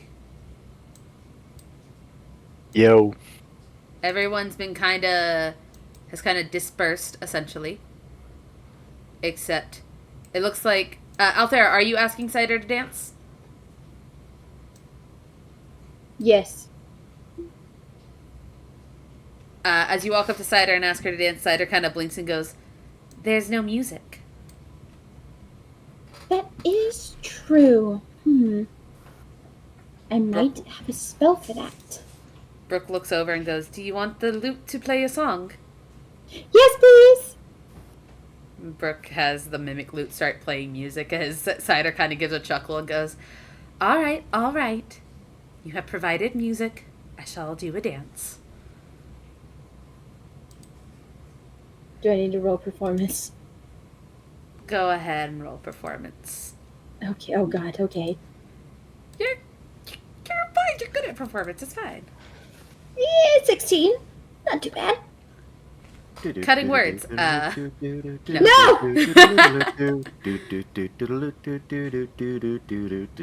Well, Cider's taking the lead on this. Hot. You might not be immune to fear, but Cider is very much taking the lead. Immune to fear, but embarrassment is another thing. Blush. Althera's just smiling at her. She's like, "You're a very good dancer." I have danced at many nobles' balls. Matt. Well, you will have to attend one at the Pallid Grove. You can come as my personal guest. Perhaps. Perhaps that will be fun. Especially if, I don't have my job anymore. Well, even if you do, you'll have to come visit at some point. The Pallid Grove is so beautiful. She kind of goes quiet for a minute and she just gives a smile. Well, if I am able to take leave. Exactly. Optimistic thinking here. She gives a smile to you as you continue to dance together. Gadri. Yo. Brooke's looking at you like, well, everyone's done. They're dancing. Do you want to dance? Oh, I thank you, Tyrus. He goes, yes, very much so. Brooke goes ahead and starts dancing. Tyrus, you go upstairs and you see Lilith going, Tyrus, they're all dancing. You know what that means? That means we dance? We out-dance. She just runs off and starts dancing. Freaking gestures Tyrus to come on over. Tyrus just chuckles and he goes and joins Lilith and starts dancing with her. Throw all the little NPCs in the corner over here. It's fine.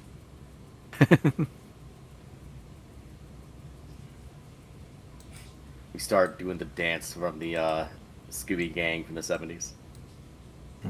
Gadri is very much a ballroom dancer. Gadri, So roll Althera. performance!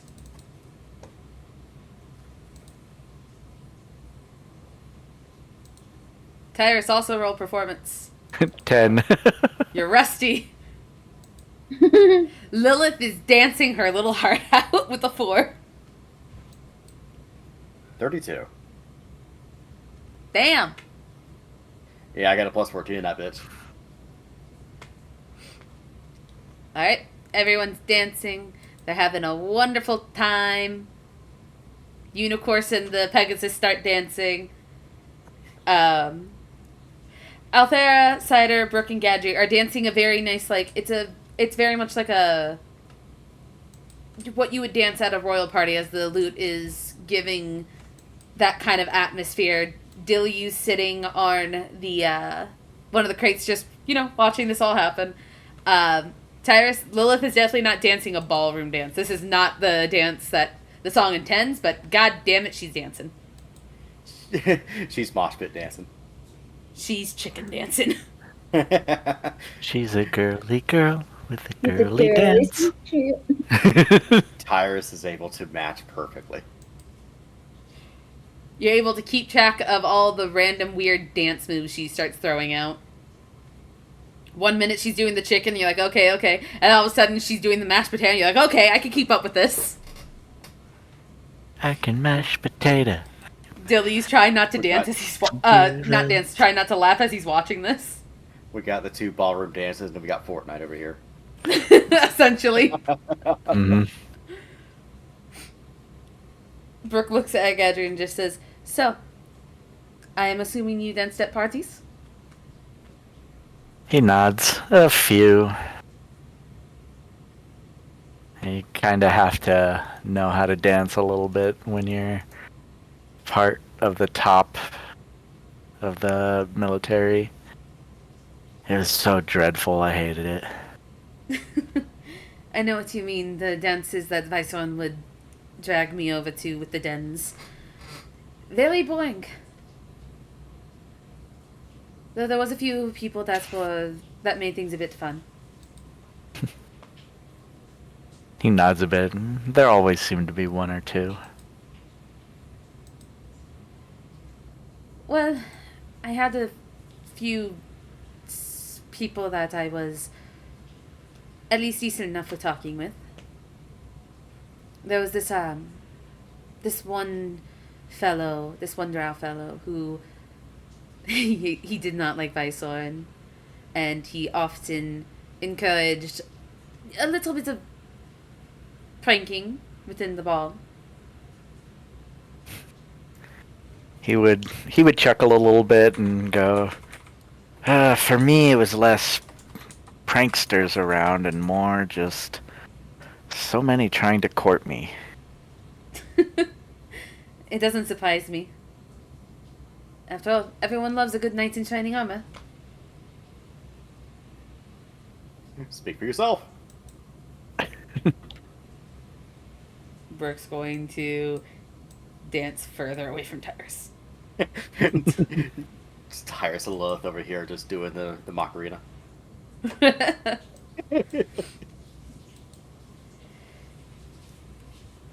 Well, it doesn't surprise me that people are trying to court you. After all, I had asked you before if there was any people that you tried courting. He would chuckle a little bit and he goes, yeah, you did. And I answered you. I had no one I was courting. I think you said that you didn't have the time to? He nods and he goes, yeah, he was busy in the army, and as they say, it's no rest for the wicked. A saying I know all too well. But... Money don't grow on trees. Shush. Mute yourself. They're talking. But I will say that I know how you feel when you are a...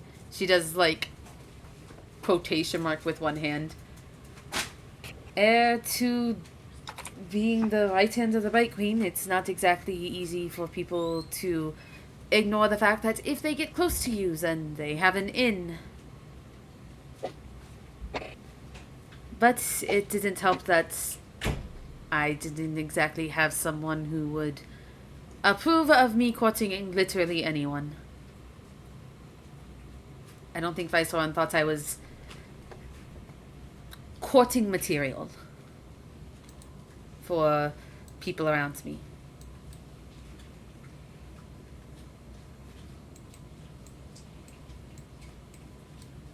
Whether that was out of just the fact that he didn't like me, or the fact that he just wanted to make my life even more miserable than it already was. I'm not sure. He kind of nod a little bit and go, well, I just had so much going on that was really an afterthought, so... Now you have a lot going on right now.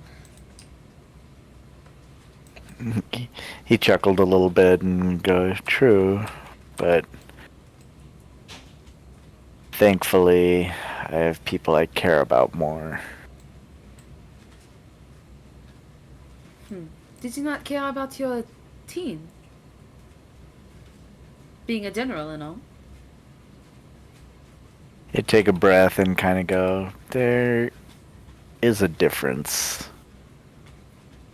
Oh?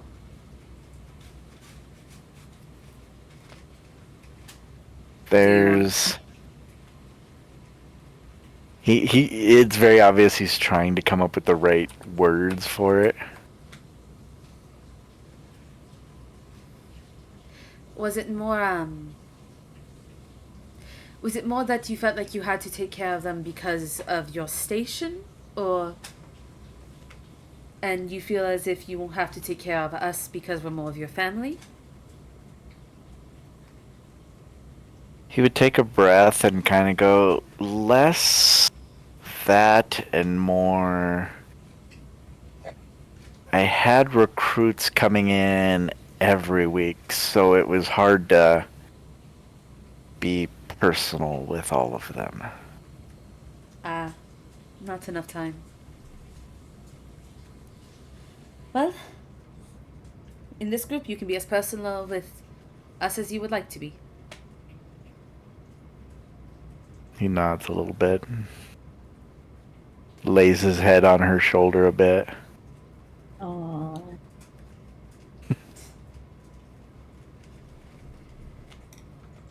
She gives a soft smile.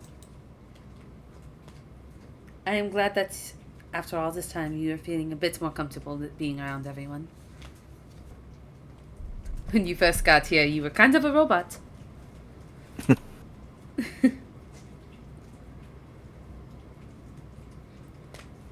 He chuckled a little bit and kind of goes, well, I didn't know any of you, so kind of kept my cards close to my chest, you know? True. I honestly didn't trust you the first time I met you. I honestly thought you were going to sell me and Tembex up the river. He chuckles a little bit and he goes, I thought about it. Oh, I bet you did. Do you know how many times I whispered to Tembex, how do we kill him? He kind of chuckles a little bit and he goes, well, now you see it's not that easy. Oh, it's quite easy, actually. Well, it's easy, but not that easy. I'll let you think what you want, Mr. Stormhammer. But you don't know all my tricks.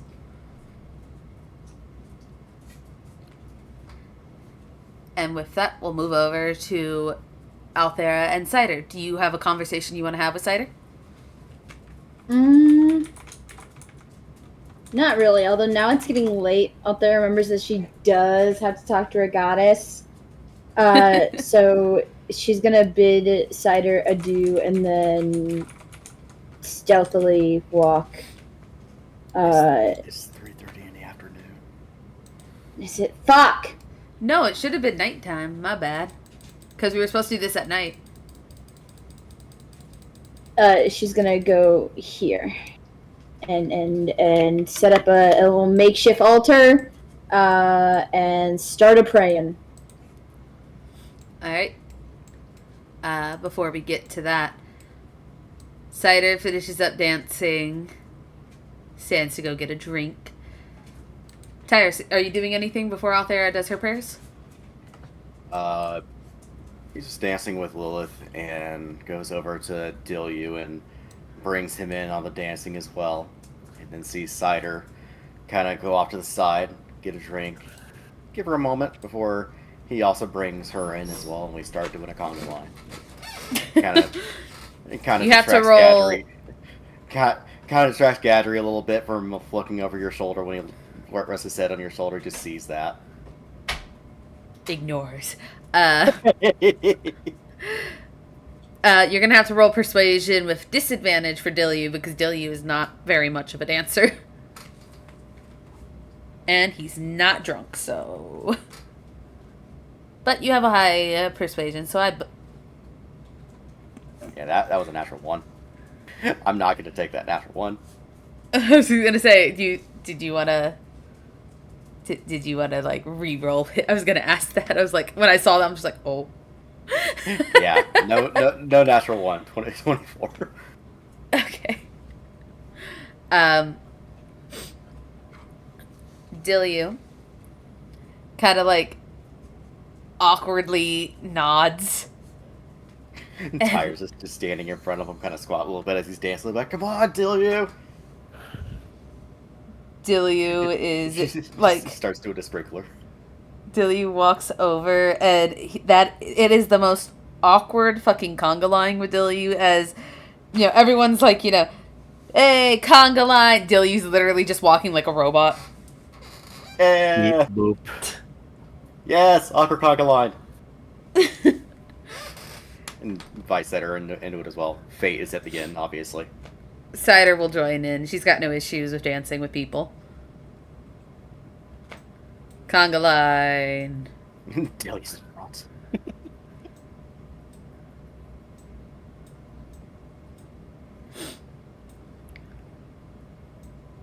There. Conga line. There we go. There we go. Of course we have the proper leader.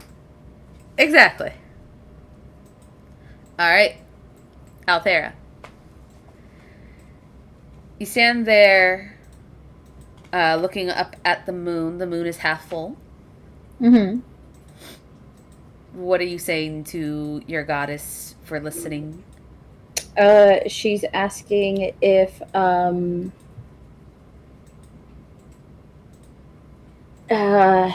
to figure out how to word this. She's asking if Zimpiros has been finding her matches, and if so, if any look promising. Roll me religion. Oh, hold on, my headphones unplugged. I can't hear you. Hold on. And a meteor shower falls down from the sky and takes out everyone on the boat. Alright, go ahead. Specifically the front Except of for the ship. Cider. Hold on, I'm here. What are you saying? A meteor Oh, shower, the moon crashed into the boat and killed everyone except Cider. Surprisingly, only took out the front part of the boat. It's like the very tip of it. Nothing else is damaged. No. Only one part. Roll your religion check for me. Even Ruby is surprised with how little damage there is to the boat with the meteor swarm.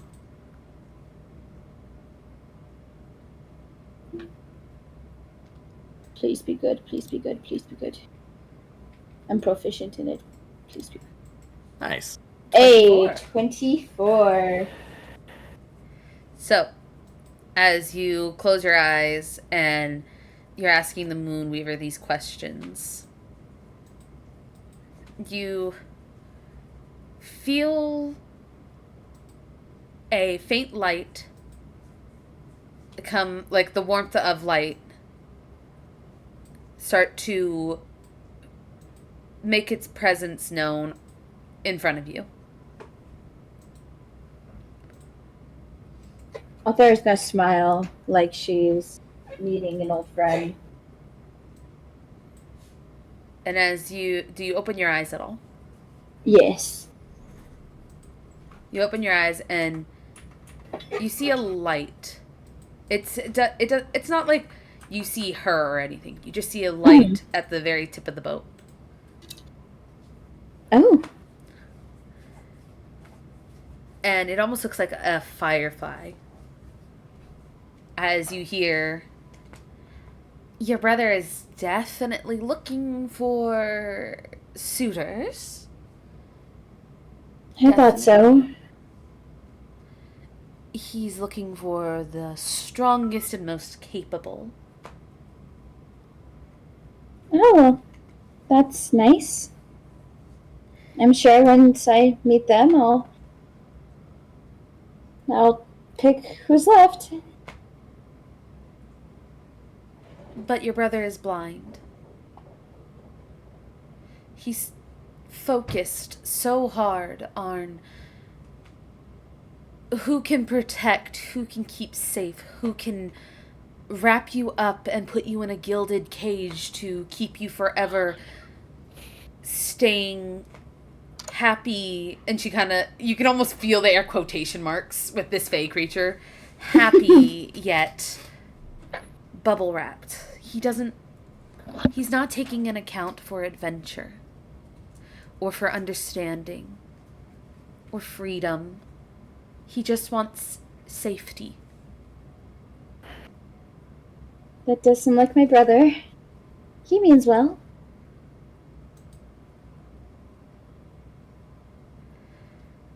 So, well, yes, you kind of like, you can see she's trying to be polite because it's you. Mm-hmm. He has a good heart. He just, guiding him is getting difficult. He's become blinded from my light and is solemnly focused on one aspect of love. But I think with proper time and proper care, and if you look around, perhaps you can find someone to prove to your brother that you can have both protection and love. I hope so. But I'm prepared in case that doesn't come. You feel someone, almost a hand, bonk you on the head. Ow! You will find love, dear. You will. I know I will. But you're preparing for if it doesn't, meaning that though you say you will, you are not having faith. Have full faith in your goddess. You will find love. Don't prepare for if you never do. That's insulting. I would never mean to insult you, my lady. I just mean that I'm prepared if finding love takes a while. It might take a while, I will admit that. For some people, it takes but a moment. Some people, it takes a few hours. Some, it takes a couple months, years even. But I assure you, you will find love. But I am unsure if your brother is qualified to find you love. After all, you say that there is sacrifice, that your father has sacrificed, your brother has sacrificed, but dear, what is one thing that you've noticed they have never sacrificed? Love? Exactly. Your father sacrificed so much to make sure his kingdom was going to be up and running, but in that area he found love with a creature that the whole society turns their back to, for they don't understand. Your brother did the same thing. He sacrificed his childhood, his hopes, his dreams of exploration. But he did not sacrifice the love he felt for your sister-in-law. He knew that he loved her, and he took his love, and he refused to let it go. Don't settle, a little dear. encouragement on my part. And now I am encouraging you. And after all, I am your patron. What better courage is there than me? True. Sacrifice, yes. Sacrifice is necessary in the world. Sacrificing should always be a thought in people's heads, because without sacrifice, the world cannot grow. But you should never sacrifice your love. Do you understand? Yes, my lady. Good. And if I hear you talk any more about making plans of what happens if you don't find it, I will bop you on the nose even more. Please don't. I will That bop hurts. your nose so fiercely that it will be red for all eternity. Don't. It's sensitive. Well, trust in your goddess. And then the light fades. Oh, they're just kinds of. She just takes a breath, like. You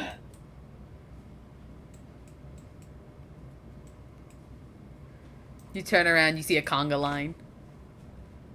What? Just we climbed up to it. She's like, what in the world? She's gonna stand here at the edge, like, the world? We make our way over and grab Gadry and Brooke and bring them into the conga line, even though they probably don't want to. Brooke like does like the amusing like, oh yeah, we're totally following, as she like starts walking behind Fate, but as you guys continue walking, she just stays behind. Yeah, Gadry does the same thing. She's just watching this like, goddamn. These Fate people, goddamn. Fate just looks up to you. Big old puppy dog eyes. Brooke looking at Fate like, what? I don't know what you want from me. Bark. I don't speak dog. Happy, eager, jump. Points over towards the conga line. Brooke just turns around and continues dancing with Gadry. It's like a freaking dogs, man. Out there, you just see Tyrus coming up. Oh, there's a skirt this, and you go down this way. Like, As everyone's just like, da da da. No, thank you. We got a runner. Give chase. Say, I need to be up early in the morning to make breakfast. Good night, everyone. We are making our way over to you, slowly but surely. Eventually, we will make it to you out there. There's no running on the ship. Out there is gonna head to. Well, first she's gonna check on Ixtal. As you start walking with your passive perception, you do see Brooke and Gadry dancing in the corner area. She just has a shit-eating grin on her face. She feels accomplished. The conga line gets closer. She's running away from the conga line. She's gonna go check on Ixtal. Alright. Scruffle, what are you doing? You've been very quiet in your room. Yes, Scruffle is very quiet because I'm eating good food. Does that mean you want me to wait, or? Please? This Okay. food is really fucking good, man. Okay. Okay, Althera. Go ahead and do the... God damn it, no. Gentle knock on the door. And who might this Ixtal? be? Your favorite niece? Your only niece?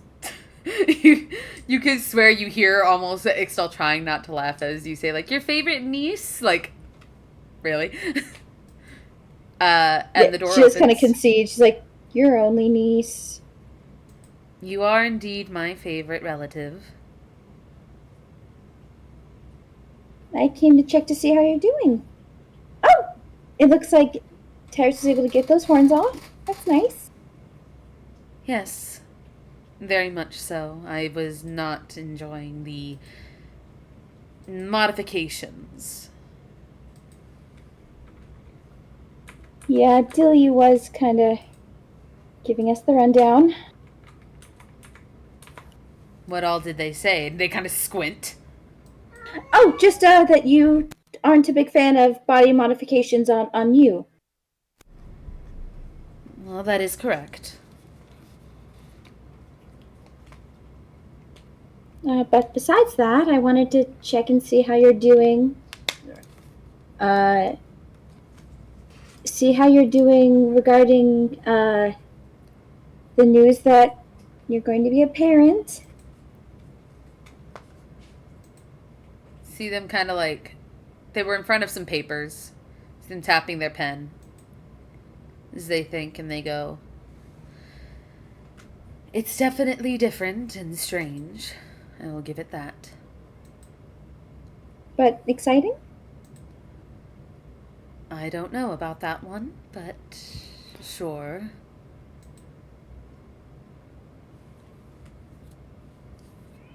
That's alright. When Zempyros and Lushek were pregnant with my nephew Zuma, my brother was a nervous wreck. Could barely focus most days. And reportedly to my mother, my father worried constantly, even though he already had a child. So, Perhaps parental worrying runs in the family. They kind of like tap their chin, thinking for a bit, and go, "No, I don't think it's that. I think it's the fact that me and Inca had talked about essentially. He essentially talked about if we were to be an item, we would get to know each other more on feelings wise and have the time to be able to explore this option, and now it feels as if we must rush this. And I'm currently not there to even be able to do anything about that." Have you sent her a message?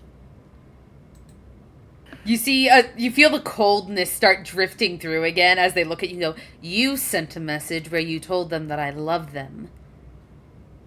That's kind of the feeling I was getting from you. My feeling was concern at the fact that I am going to be a parent and I didn't have the opportunity to speak with them more. Not that I am in love with them. Are you not in love with them? I don't know.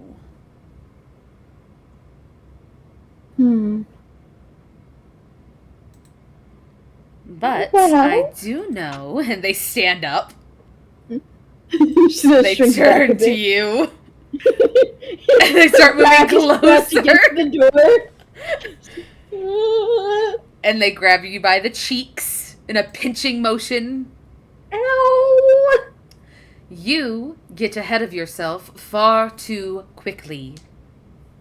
I don't mean to. Inca told me that she told you not to show me the book. You showed me the book. I told you what to say, and you told Inca that I loved her. Out there, dear, I need you to go make a wedding book for yourself. I do have one. Then why not add stuff into that one? I haven't felt a need to. There's not really much I would change about my wedding. If I were to ever have one. Okay, what does your wedding look like if you're with Tyrus? Or with Cider? How do you think they would want to have their wedding? Oh, well, I don't know. What if you married the captain? What kind of wedding would she look for? Why don't you make subsections in your wedding book for whoever it is you might marry? That seems a bit presumptuous. And making one for me and Inca when we haven't even talked about love, isn't? I got inspiration! When I saw you two interacting together, it felt like I was the closest to my goddess in a long time. You know what? And they put an arm around you. Why don't you make a wedding book for Brooke and Gadgery? I'm sure Brooke would love that. That's an excellent idea! I'm going to start it right now. You have a good night, Ixtal, if you need anything. The kitchen is wide open. And she's going to run out into her room to prep the holy water wedding book. Ixtal, stands there for a few minutes as she leaves and runs off. And they make a little note and they hand it to their familiar. Gadry, a few minutes later, a raven pops up next to you with a note in its mouth. Caw, caw. Blink, blink. It sounds Looks at the exactly note. like that. You unfold the note and you read it. And it just has Ixtal's writing as it says, "I am so sorry, but I needed her off my back now. Good luck." Blink, blink, blink. Brooke just looks at it. What is that? He shows it to her. He goes, "From Ixtal?" There's a noticeable concern on Brooke's face. What did he do? What did they do? Yeah, he doesn't know as well, so he gives a shrug. Altair one day just comes in with with a tape measure and like a suitor's outfit and just being like looking at him all threatening. It's time to get measurements. Oh no, she already has Brooke's measurements. Just by kind of eyeballing it. Yeah, but Gadry's. You gotta see it in his doorway and scare him. I don't need to scare him. I just need to bribe him with food, like that one scene from Monsters Inc. where it's a trail of food. Or you could just ask. Okay, but it's funnier to imagine Gadry following a line of pastries. Ooh, piece of candy. Ooh, piece of candy. Ooh, Follows piece the of line of pastries, gets in the room, out there, freaking just looks around, sees like there's a table filled with pastries, goes over, the door slams behind him, and he hears a click. Yuan-Ti eyes out, fangs open, just like, welcome. It's like, take off that armor. I need accurate measurements. He holds up a finger and he's all like, I have several questions. Don't worry. I will make sure to show off Exandria's ass. It's just a snap of the measuring tape. No. Gadry has something is watching Gadry on this night. And he is not sure how he feels about it. So, out there, as you're making the scrapbook and everything, and the conga line's kind of finishing up, and, you know, again, everyone starts dispersing. Lilith's gonna go up to Tyrus and go, hey. Yo. So, you know how you gave me the bag of gems? Yes. Here. And she kind of, like, reaches into her pocket and she starts digging around.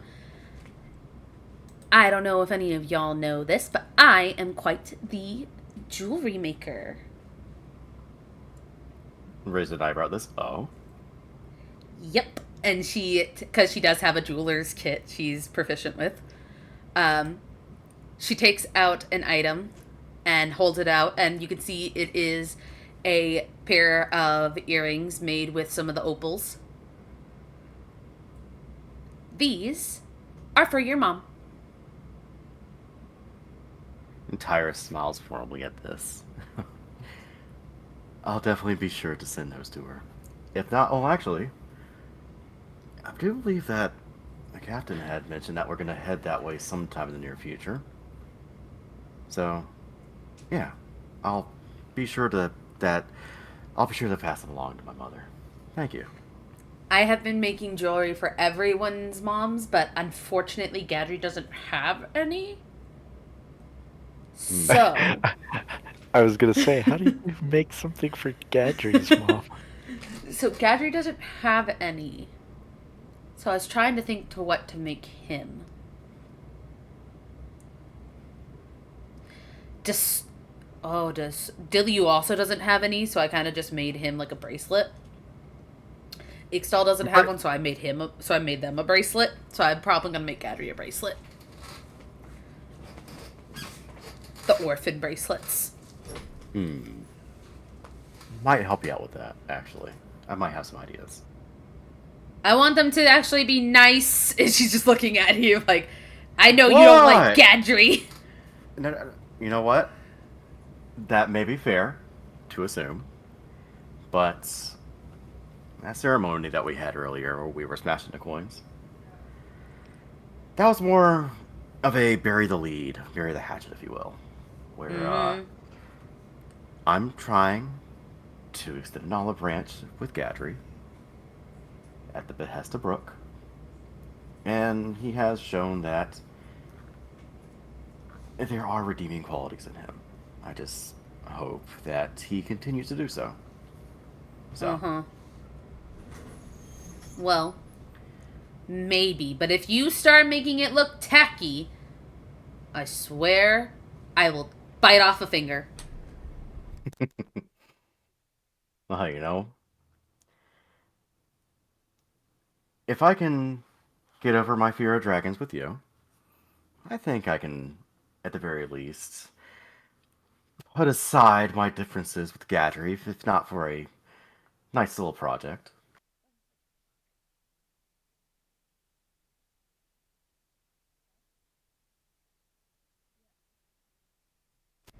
So she kind of like taps her finger and goes, I will allow you to help. Maybe I can teach you how to make good jewelry. Craft some stuff. I gotta go see if the goat has a mom. And she starts scrambling off. And Tyrus calls after. I did think belly button ring, but I think that's tacky.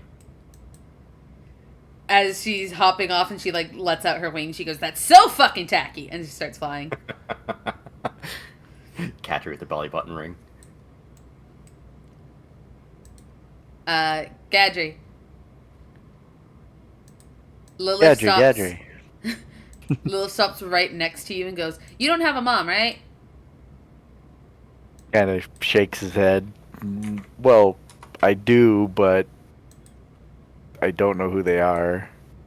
Do you have any parental figures? Kind of thinks a little bit. 1 or 2? She thinks for a moment and goes, what's their skin tone?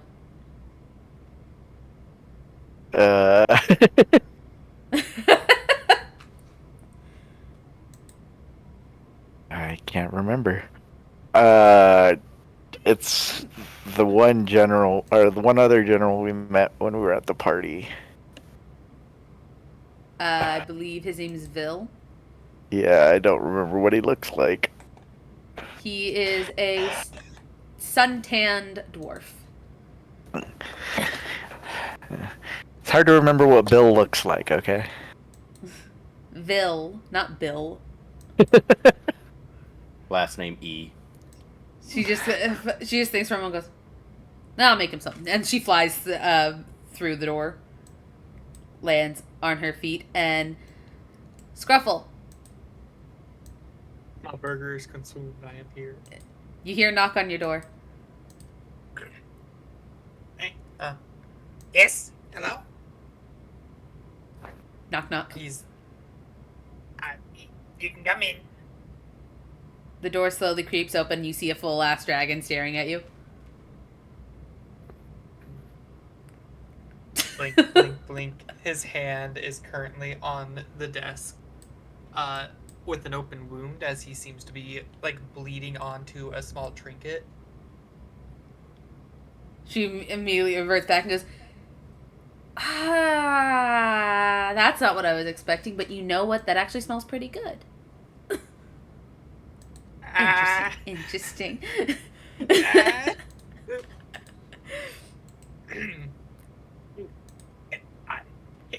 I help you? It's like, do you have a mom?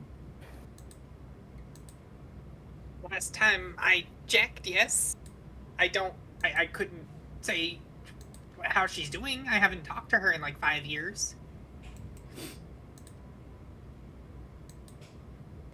Well, we're gonna find out if she's alive, and then I'm gonna make her drawer. What you doing? And she kind of like moves in. I'm making a charm. Oh, Yeah. Do you want one? I like charms. I like trinkets. Okay. Hey DM, very, very much a question. Because this is... when it comes to her charisma skills, is there anyone that she's not really proficient in? Lilith? Yes. The only charisma skill she's proficient with is animal handling. So she's not proficient in intimidation? That's a strength skill for her. Is it now? Well, shit, I can't make a charm for that. What about persuasion? Nope. You should have seen her trying to persuade the guards with Inca. Oh my god. Well, I can make a multitude of charms, and if you would like, I can possibly make something that can maybe make people believe you more often, even if you're like telling a lie. You can make me a lying bracelet? If you want to call it a line bracelet, I suppose, yeah. I like Do you, have goat a man. bracelet? Do you have a bracelet that I can put the charm on? She zooms out of the room, goes into her room, comes back, and she holds out an emerald bracelet. It looks, well, I wouldn't say it's emerald. It looks more like, probably like a jade or something. Okay, so it would be very obvious that this thing is worth more than one gold piece, right? Yeah. Okay, cool. All right, if I may, And he'll reach a hand out. She hands it over. He takes it. He's like, oh, it still feels weird. With the whole web thing. And he puts it down. He will brandish his... He has a dagger, I believe. Correct? No? Well, he'll take a crossbow bolt and just kind of use it to cut open the palm of his hand. And She's staring. he'll begin to gently coat the bracelet in his blood. And as he does, the bracelet begins to almost absorb in the blood. And now the bracelet, no longer bloodied, has what seems to be multiple little runes etched into them. In the shape of like almost a front-facing goat head with its horns crossed over in an X mark. okay, as long as you have this on hand, people will begin to believe anything you say. And he will hand her a now created charm that gives her proficiency in persuasion. She takes it and places it on and goes, I'm gonna do so much evil with this. As she just smiles and says, thanks, and starts running out.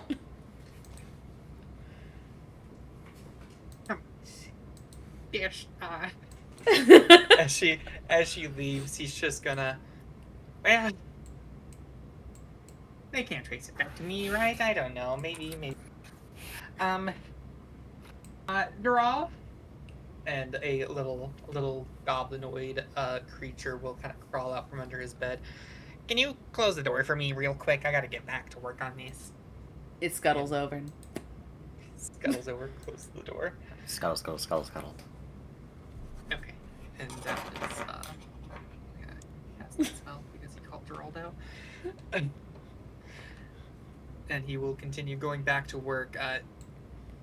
He made himself a tiny little ring that modifies his health, but now he is practicing rune sketches in one of his notebooks. Alright. Okay.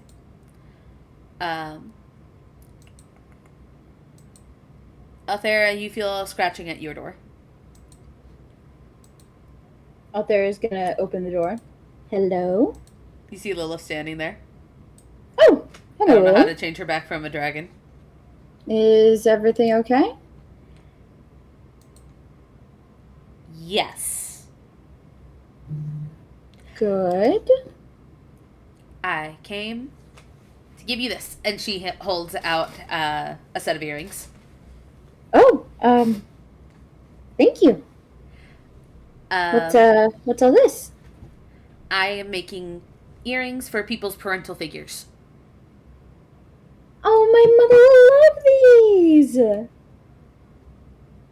They're the gems that Tyrus gave me from the Searing Channel. That way, your parents have a little bit of gems from the god you killed.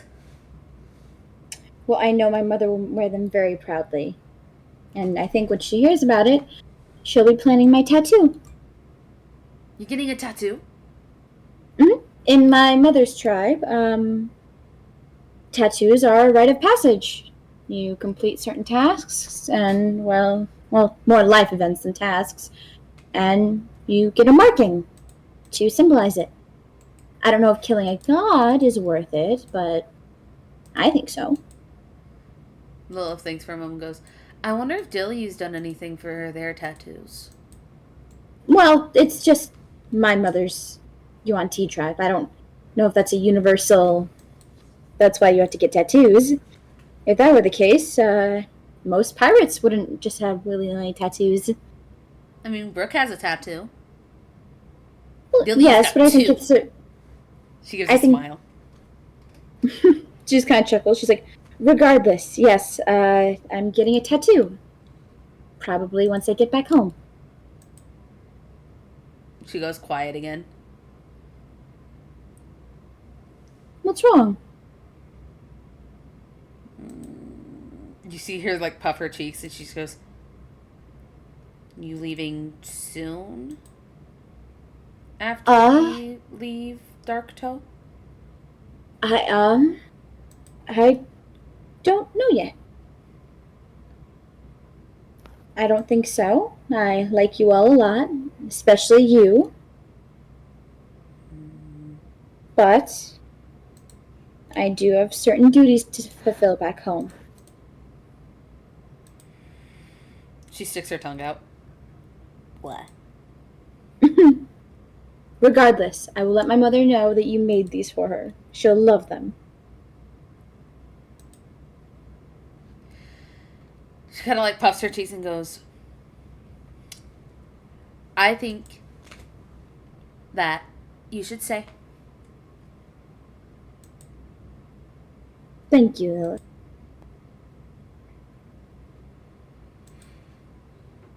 She's staring I'm at glad you. you like me enough to stay. Now, was there anything else? She thinks for a moment. I got a new bracelet. Oh, how nice. Mm-hmm. The new guy gave it to me. Oh, He says it'll help me do evil. what? She gives a smile. Oh god, that's a huge Lilith. Oh dear, well, I suppose I'll have to have a talk with him in the morning. I'm busy at work right now. She nods. Did your talk with the goddess go well? Yes, it did. Ixal told me about it. Oh, well, yes, the Moonweaver says that my brother is well-intentioned, but, a bit, what's the word? A bit tunnel-visioned. I wonder if my dad's ever gonna make me get married. Well, with luck, he won't. You'll be a strong dragon all on your own. If I get married, I think I want to do what praying mantises do. Yeah. Well, that certainly is one way to mate. And regardless, I will support you through it. Good, I might need bail money depending on where it happens. Well, I have a whole kingdom's reserve of money. Awesome. So I can count on you to bail me out when I do my evil. Nice. No. Have a good night out there. Good night, Lilith. And she's gonna get back to work on her scrapbook. Lilith's just like planning all of her evil now. All of her evil plans will come into fruition. Brooke looks at Gadra and goes, "Alright, I think we should start setting sail." He nods a little bit and he goes, "Yeah, I think so too." Alright. Brooke's gonna see Tyrus and start heading over and go, "The sails are ready, yes?" Yes, ma'am. Great, we'll be setting sail. As soon as she says that, Dilly just hurries over to the wheel, like, "Okay, cool, awesome. Let's just get the boat on the road." Quick question, by the way, Brooke. What's up?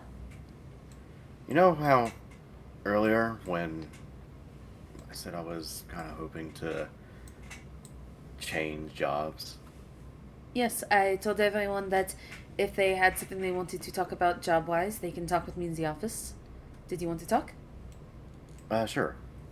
Alright. Yeah. It doesn't involve anyone else? No. Alright. Brooke's gonna head to the office. Gadget, keep an eye on things. He's gonna follow after her. Gives him a pat on the shoulder. Would you mind getting the anvil as well when you get a chance? Thanks. You fucking asshole.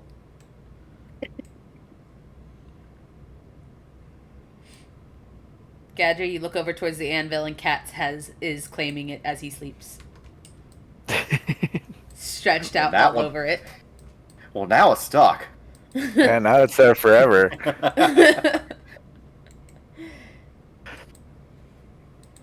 Alright. What did you want to talk about, Tace? Job-wise? So, I've had a long thought about it. And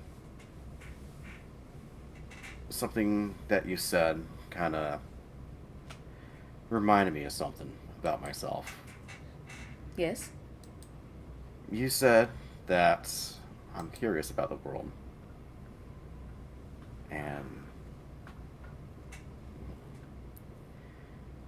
I was thinking if you'd be alright if I would take the lookout position and also assist with navigation. Brooke kind of thinks for a moment and goes, I don't see why not. You are pretty good with the map. Navigation would probably work very well with you. He gives a nod. And I do have message, so I can message you and message you as needed. And I have a pretty good vantage point from up there, so I'm thinking might be more beneficial to you and the crew if I were in a position like that. I agree. Mm-hmm. We'll probably need a new boatswain then. I'll keep on those duties as needed until we do find one. The boat doesn't upkeep itself, so I'll be sure to keep an eye on the boat as well. I'm sure with all of us working together, we can make sure that the boat stays stable while we find a new boatswain, possibly on Docto. Yeah, if I were to guess, I bet there'd be someone on there. Oui? How are you doing, by the way? I am alive.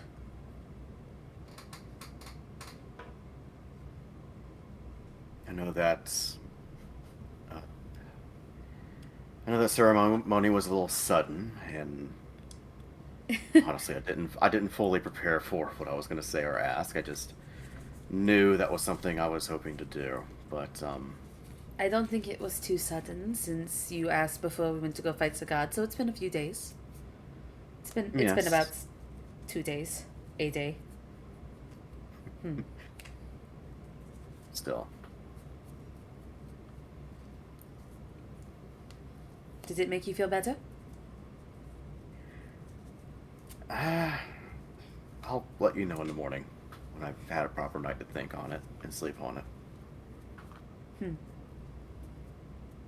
But with everything that's been happening, you're all right? Brooke kind of thinks for a moment and goes, I think right now I am. All right. I think I am more alright than I have been in a while. Good.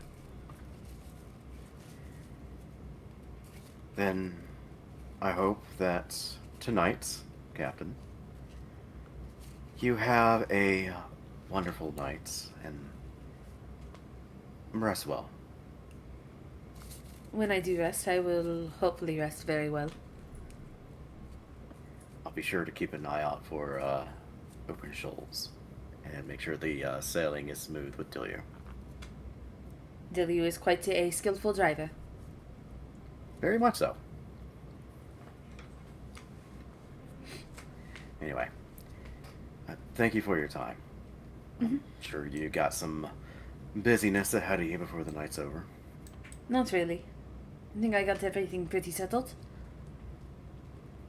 He nods, glances over the safe. Is it still busted? No. Ruby fixed it before she left. Gotcha.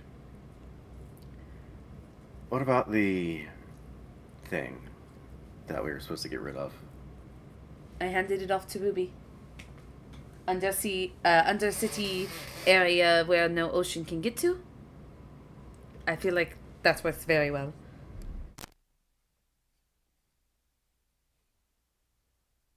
I mean, sure, but... Tyrus, Mm.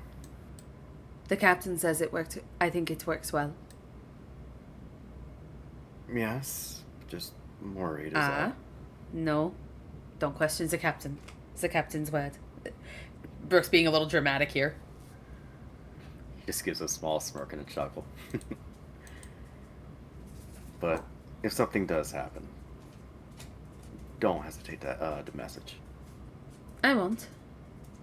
You know I'll be there within a second.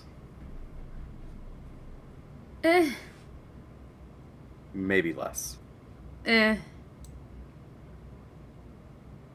mean, I can't leave you in danger for very long, can I? I think that if I message, it will take you at least a good 60 seconds, maybe more, to realize what's happening before anything happens. After all, that's how the brain works.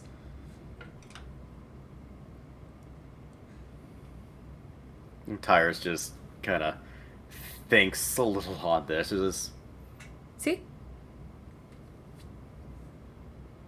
might be Gadry's brain. No, For- Gadget's for- brain works I differently. don't know.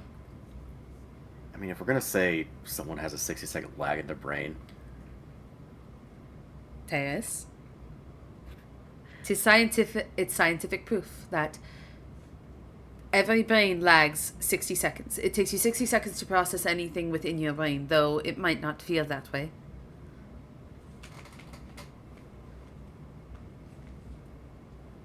See? You're thinking about it right now. It's processing. I just don't know what to say to that. To be honest, it's. How about this? Have you ever heard the whole story about skeletons being trapped in our own being trapped in our bodies, right? I have not, but that is a terrifying thought. It's even more terrifying to think that the thing that controls us is our brain, and really, our brains are trapped inside of the skeletons, which are wrapped inside of meat. I feel like this would be a conversation best had with Ruby, if anyone. This is a conversation best had. She kind of stands up when me and Tambrix were shit-faced. And she starts walking out. That makes more sense. She opens the door. Follows her out. Alright. He kind of looks up to the crow's nest and starts climbing up. Alright, everyone, start setting sail, and Brooke is going to go and start getting the anchor up. Is she strong? Sees... No. Cider goes over to help. Tyre sees her doing this and casts Bigby's hand to assist. Because there's some strength in there to assist. Gadry, what are you doing to prep for this adventure off into Darktow?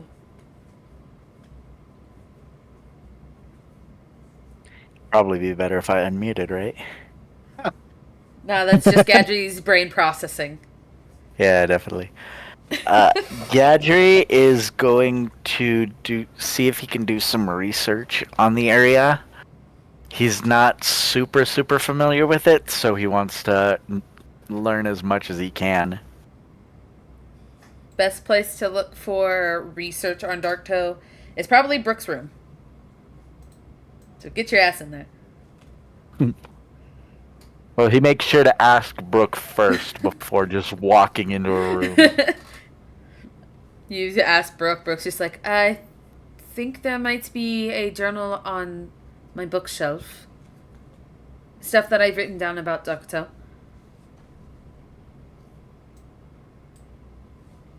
You go in there, and there is indeed a small bookshelf, and it has different books on it. Some are Arcana based, some are history based, some are place based. Like, there's notes on Jorhas, notes on Darktoe, on Port Damali, and there's one on Eos that Brooke's been kind of like putting stuff together with. You don't see much like everyday reading material. It's mostly Arcana books.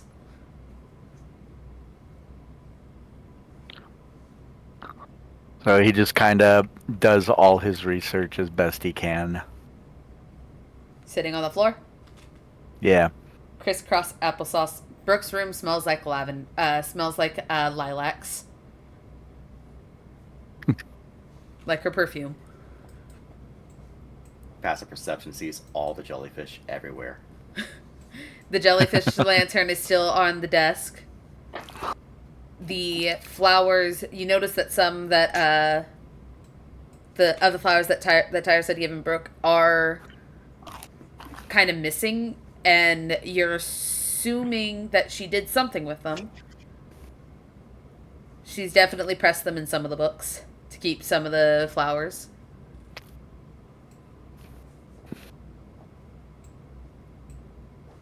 But other than that, Brooke's room is, despite how it looks on the map, it's kind of messy. Despite the fact that she seems to be when she's out there as a captain and she's very orderly, very calm and such, it's a messy room. Books were pulled out and laid on top of each other. There's clothes on the floor. The bed's not made.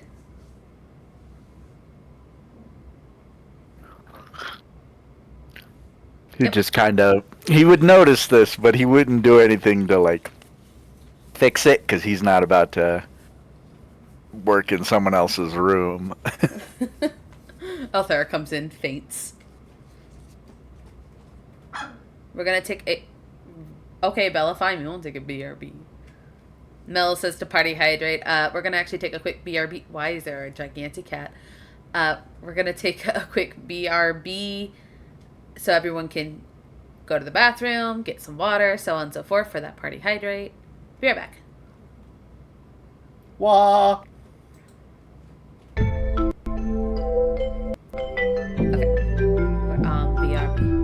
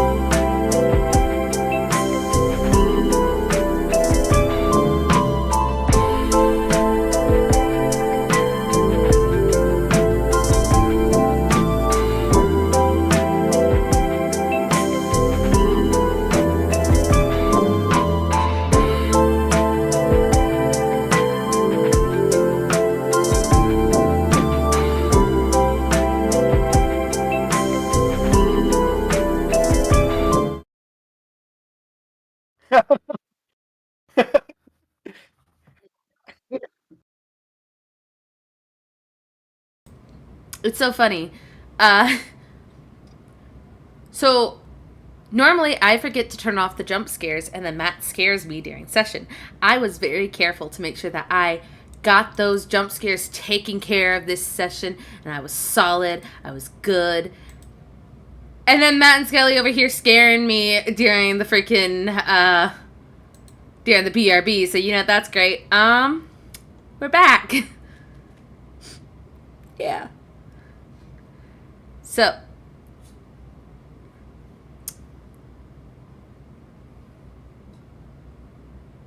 I have water and I have crackers.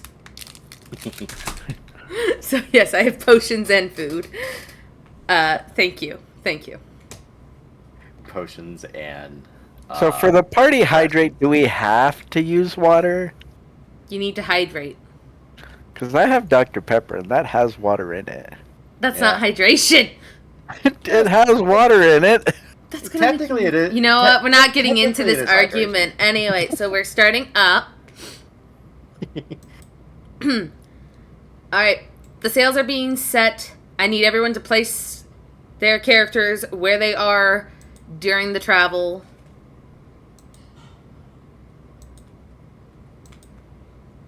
Lilith's gone to bed, Ixtal's gone to bed, and I think Brooke's gonna kind of look at Gadry and go, do you want the first shift or a second shift, considering I think they need a captain and then a first mate keeping an eye, and then we switch off. Gadry kind of takes a breath and kind of goes, I'll take the first shift, Captain. She just kind of looks at you as you're sitting on the floor, just like, Alright, you can take first watch. Brooke's gonna... He nods as he makes his way out. Brooke gets ready for bed.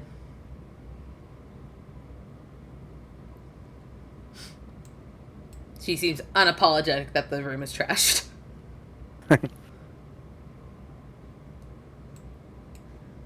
Alright. Scruffle, are you going to be sleeping? Scruffle! He's BRB. Scruffle died. He said in yes. his sleep. He's a little old man. He died in his sleep. It's fine. Alright. Diliu's over at the wheel. Lilith is staying up for a bit because she did sleep a lot. She's still kind of drowsy from hibernation needs, but, she makes do. Cider's also going to be up. Ixtal's sleeping. Brooke is heading to bed. Tyrus, what are you doing? He's up in a crow's nest. Okay, so you're on first. Yep. Alright. He's being antisocial. No, he's keeping an eye out.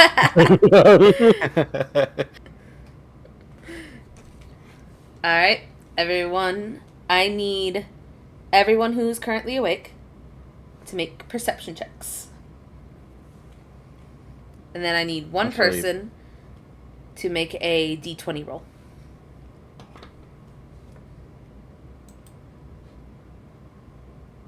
I'm also going to do something with Fate. She's going to be at the bow of the ship looking out, and Tyrus is going to occasionally look through her vision. Okay, well, then make 2 different perception checks. One for Tyrus and one for Fate. Using the Blink Dog stats. Perception. I see everything! Wait, did Gadry get... Oh my god, Gadry got a good perception for once? He got a nat 20. Excuse me? I know, right? It's because I'm using the Thumberchod dice in D&D Beyond.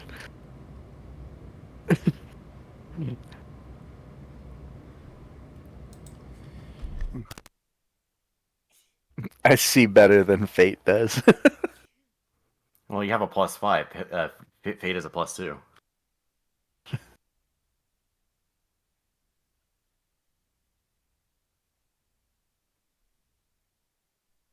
Cool. So Fate got a 9 and Tyrus got a 17. Alright. I need one person to roll me a d20. Oh, I didn't need to use that sorcery point. I have advantage on it anyway.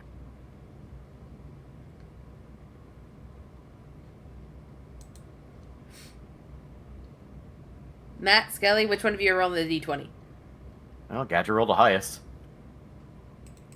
You win the roll there, buddy. Gadry, roll a d20. 15. Alright. I'm dying. It's fine. Let's see.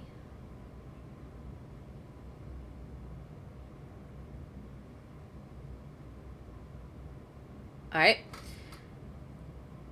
Is there any conversations or anything happening? You got Dilyu, you got Cider, and you got Lilith awake.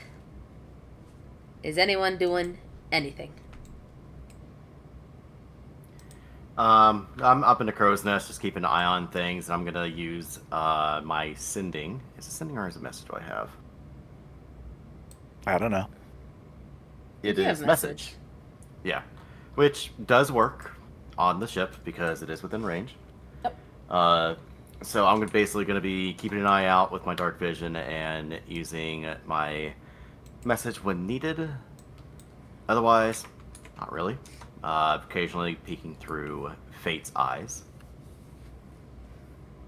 You peek through Fate's eyes, and it seems like every time you do, Fate is not looking out into the horizon. She is playing with tug of war with Lilith. Yeah, occasionally. Well, I let them play tug of war, but occasionally I have Fate kind of glance out that way. She doesn't say anything. She like glances over real quick and then gets back to her game. Lilith's just wondering why she periodically stops, goes straight up, looks around, and then turns back. She's like, weird, but okay. That's fine.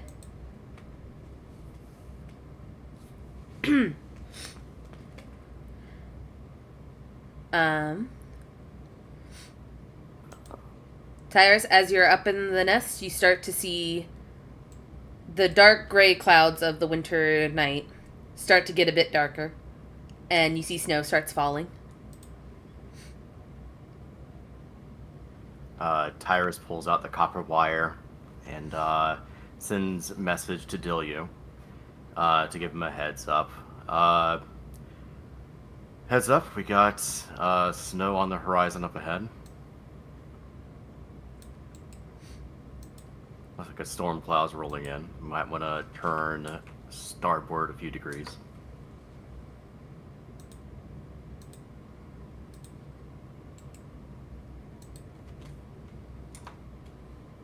Gadry, do you respond? He said Dilyu. Oh. Yeah, I was gonna say, he said Dilyu. What? Dilly just goes, alright, and starts moving the ship.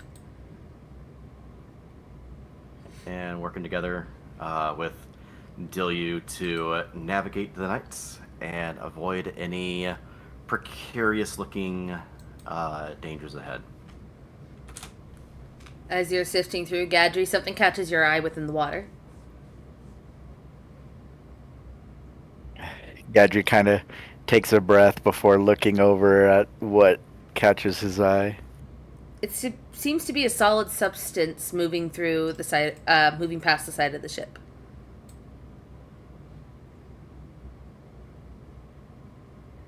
He kind of moves over towards the side of the ship and kind of peeks down. It doesn't look like it's alive. It just kind of looks... Hold on, let me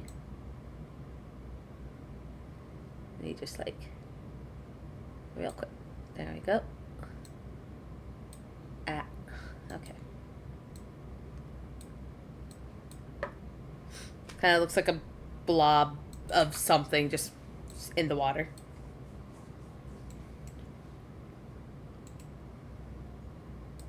Blob of something in the water. Yeah, it's Okay. something floating within the water. Hmm. Do you want to try to collect it? Do you want to just ignore No, it? yeah, definitely ignoring it. Nothing in the water is ever really something good, so he's gonna let it float past and kind of make his way back to his station. Tyrus, with your roll, you would see it floating. With my nautical history, would I be able to recognize what it is?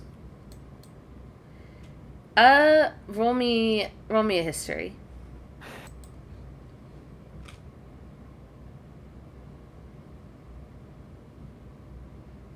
$21. 21. It seems to be a solid waxy substance. You're not You cut out 100% there. sure. You cut out. You said a waxy substance. Yeah, it seems to be like a solid waxy substance as it's floating by. It doesn't appear to be alive. It doesn't appear to be sentient. There's a couple things that it could be, but you won't know until you get a closer look. He's going to use Fate to stop playing with Lilith and kind of peer down into the water ahead, and using her keen...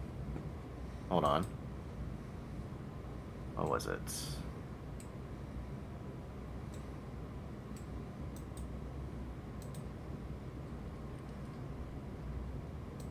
Keen hearing and smell. She's going to try to see if she can gauge what that is as he's kind of peering through her.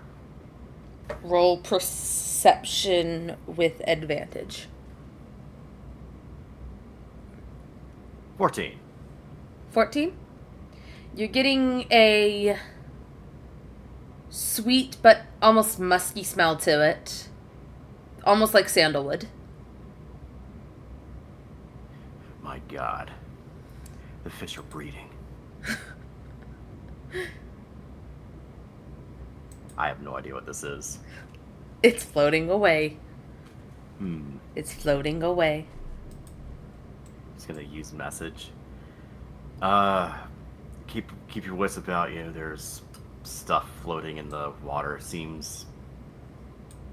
Doesn't seem dangerous, but stay cautious. And it floats out of sight. Suspicious. You don't see much anymore. And eventually, your hours are coming to a close. Of course, I don't see it anymore. That's what it wants. Yep, you're besides that odd encounter, your shift goes by pretty well. All right. Some of the stuff is stuck to the boat because of its waxiness, but it doesn't seem to be like it's going to harm at all. It's just there. Yeah. We'll get Ruby to look at it if it's still there when she makes her appearance. We just leave the bottom of the boat behind somehow. He got eaten off. Alright. As everyone's heading off, is everyone waking up the next people? Yes. Yep. Skelly, is the thing you want to do with Brooke going to involve her being asleep or awake? Asleep. Okay, do you want to do it before I wake them all up? If you want to. Sure, we can do it now. Did you want to do it at a later date? What do you mean? Oh, yes. Okay, so you want to do it at a later date. Okay. Later date in the campaign, yes. Okay. So, everyone wakes up. Gadra, you wake up Brooke, I'm assuming? Yeah. Tyrus gives Althero's door a little knock.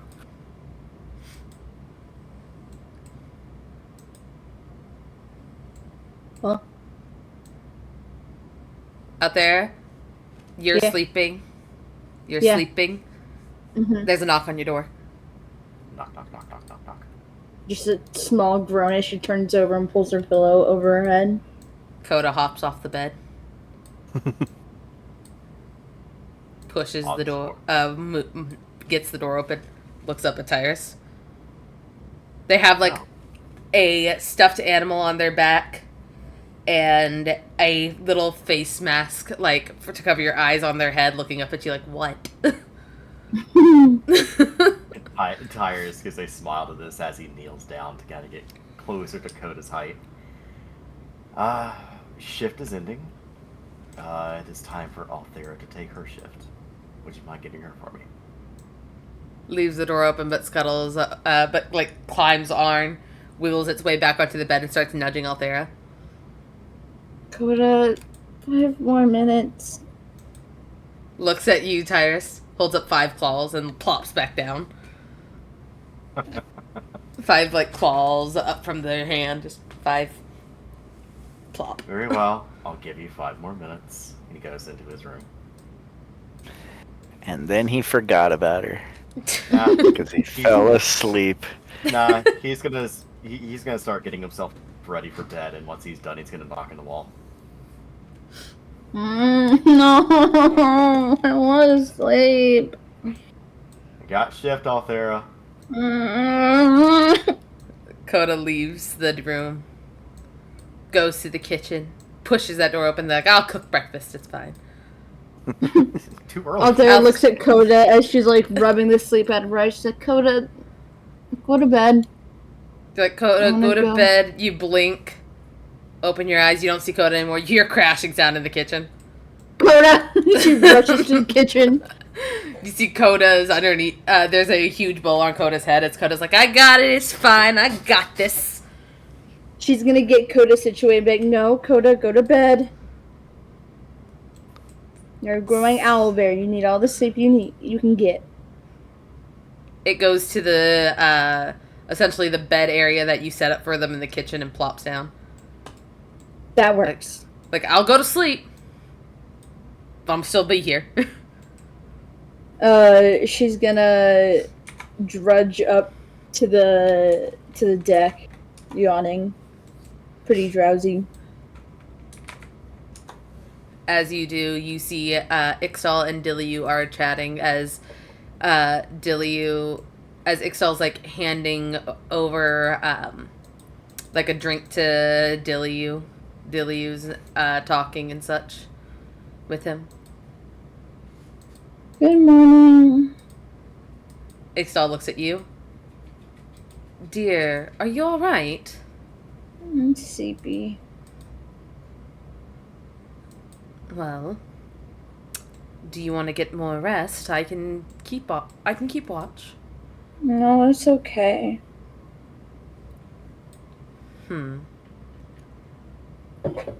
They half believe you. I mean, she's not gonna shirk her duties. She's just not gonna be happy about it. Well, Ixtal takes over steering the ship for Dilliu. As Dilliu looks out there and goes, have a good shift. Thanks, Delia. Yeah, And, do her best to wake up a bit more. Cider heads on down to go to her room as well.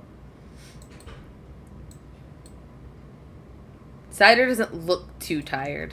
She just seems to be in the motion. Scruffle, where are you this morning?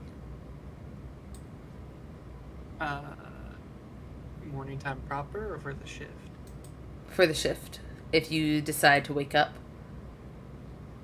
He doesn't have the whole Fey ancestry thing. He just is a Fey.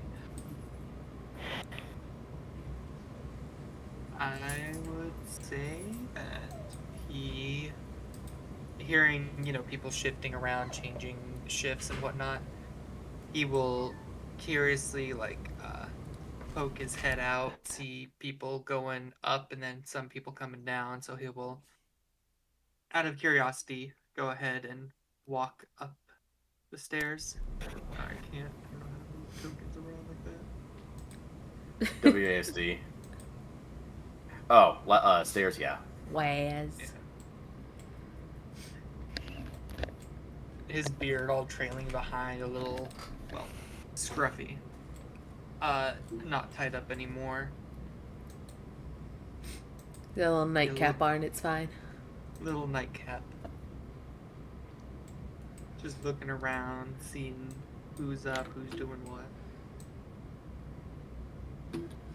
Alright. You see Althera, you see Ixtal over at the steering wheel. You see Lilith still over at the front of the ship.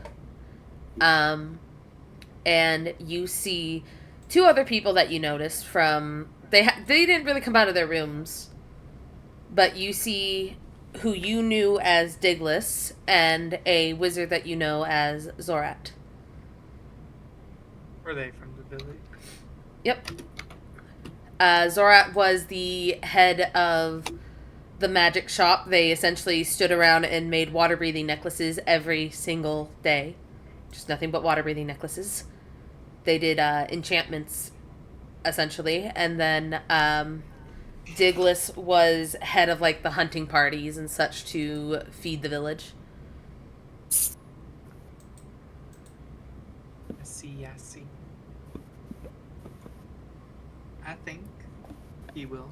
Just not wanting to really bother anyone. Everyone seems to be in a specific area doing like a certain job. He doesn't want to get in any way, so he's just probably going to go over to like a side of the boat and just kind of peer out, get a good look at the water now that they're moving. Where Diglis's token went. Get in the water. Get in the water. I'll just drop this Get bitch the down. This bitch. No, not really. What's he doing here? He's come for you. No, please. Get in the water. I don't know where Diglis went, so I'm just gonna drop this token down. Yeah, sure. They'll be over with Zorat chatting. Oddly enough, Diglis looks a lot like Gadri.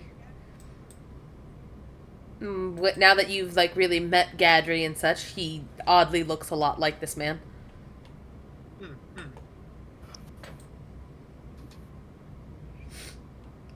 Alright, Gadri. Waking Brooke up? Yeah. Oof. Sorry, I was stretching. Said it with such enthusiasm. Yeah. Yeah. So he goes over to Brooke's door and does his usual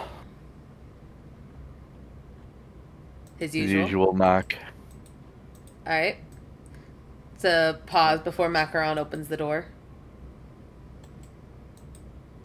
Here you go, Mello. This is what Diglis looks like.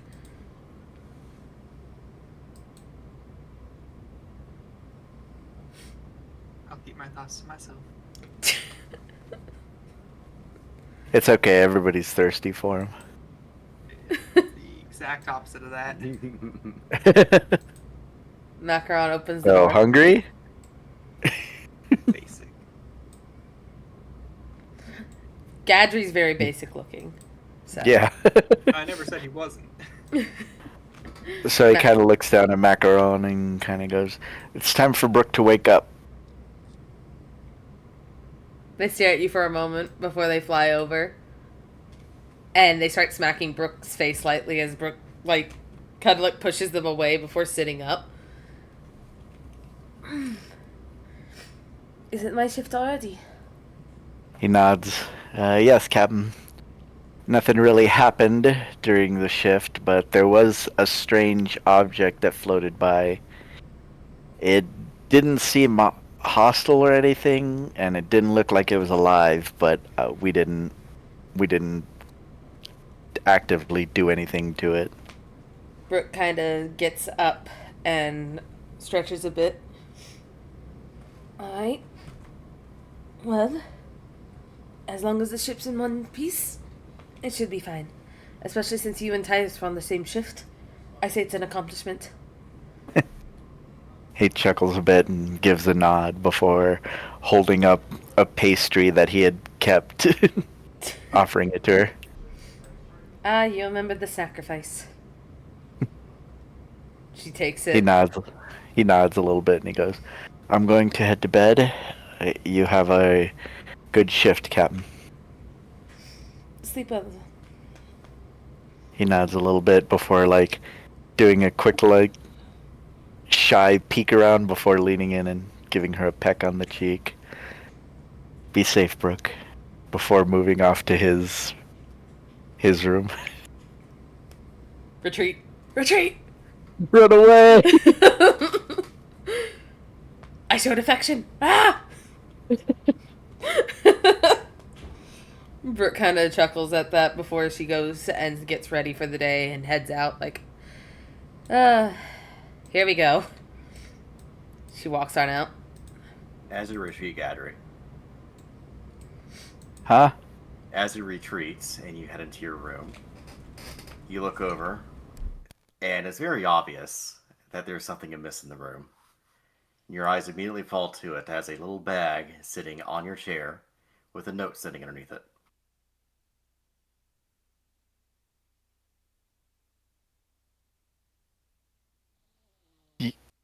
Sorry, brain disconnect there. It sounded like you said there's something missing in your room.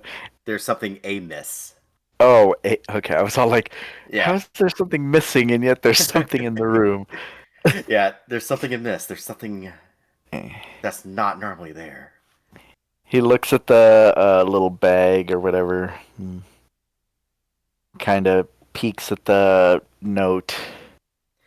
You see it is written in Tyrus' handwriting.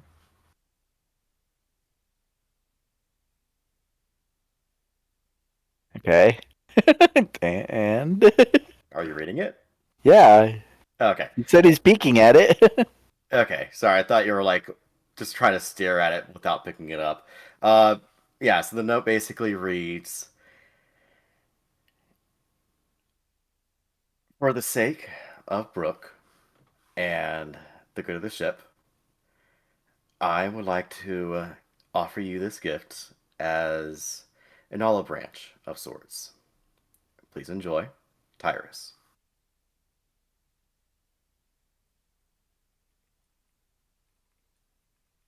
He kind of reads the note, gives a light shrug and a nod before setting it back near the bag and starting to undress for bed. He'll look in the bag later on. Right now, he's just tired. Yeah, that's fair. Alright.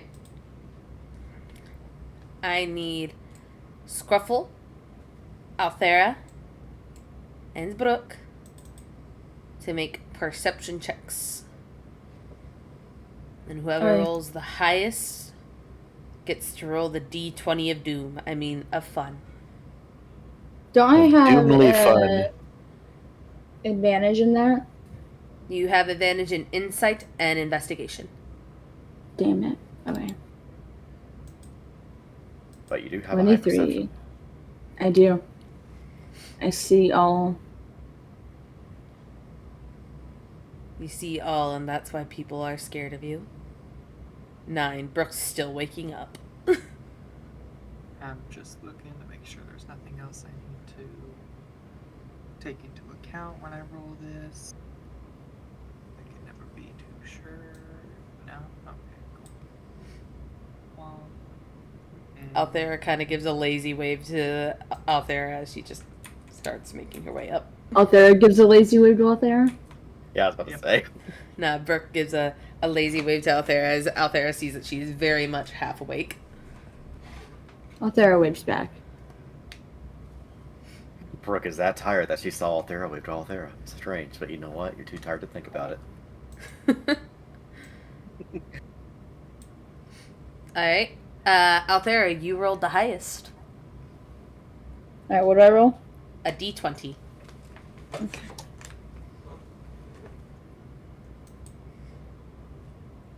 15. Alright. As the day goes on, the shift starts coming near its end. When Althera, you look in the distance and you and Scruffle can see this. Brooke is occupied. You see a sea beast. You're unsure what kind. Something rather large is moving through the water, and it just seems to be watching the boat. Althera's gonna call up to Brooke. It's like, Captain, we have someone watching. You know, run over. There's the sea beast, and she's gonna point to where it is to Brooke. Brooke's going to look out, and you're gonna see, like, her ears droop a little. She's like, oh, come on. Maybe we can avoid it? Perhaps. It doesn't seem like it's going to do anything at the moment. Just kind of, like, narrowing your eyes. It's standing there. Menacingly. Well, it's more floating or swimming there. You can't really stand in the ocean unless you're touching the bottom. You Points can no tread. sands. No, Joke's you're on going you, to it is float. standing. Ilya chimes in. So menacing. Delia's asleep. D- Huh? Can I either make like a history or an investigation if I can see the thing to see if I can get more knowledge as to what this thing might be? Make a nature check since you're trying to discern the animal. Beast, Oh, boy. prey. Damn Ooh, it, not something I'm proficient in. I'll do the same. Okay. 23. Not bad. Wow. 22 and 23. Alright, give me a sec to roll Brooks as... And a 19. Some good rolls, some good rolls. Brooks, like, you're all looking over it, and it's like... Ixtal looks over, and they can see all three of us basically going through our head over what the fuck could this be? And sorry. And as you're looking through, I would say that Althera and Scruffle, you have read of creatures like this, while Brooks heard stories via Darktoe over this. It looks... I wouldn't say it's like a dragon turtle. And it's not as giant. But it seems to be... I can't find the fucking creature. I opened up the thing and I cannot find it. Fucking hell. Huh? I'm Is it stupid. just me or did she just completely cut out? You're Did I cutting on completely cut lot out? bags. Hold on. Yeah. All I heard was dragon turtle.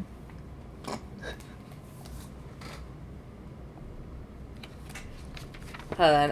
Is that better? Mm-hmm. Yeah. Okay.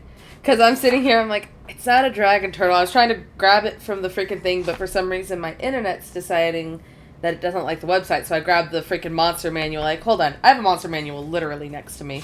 Give me 1 second.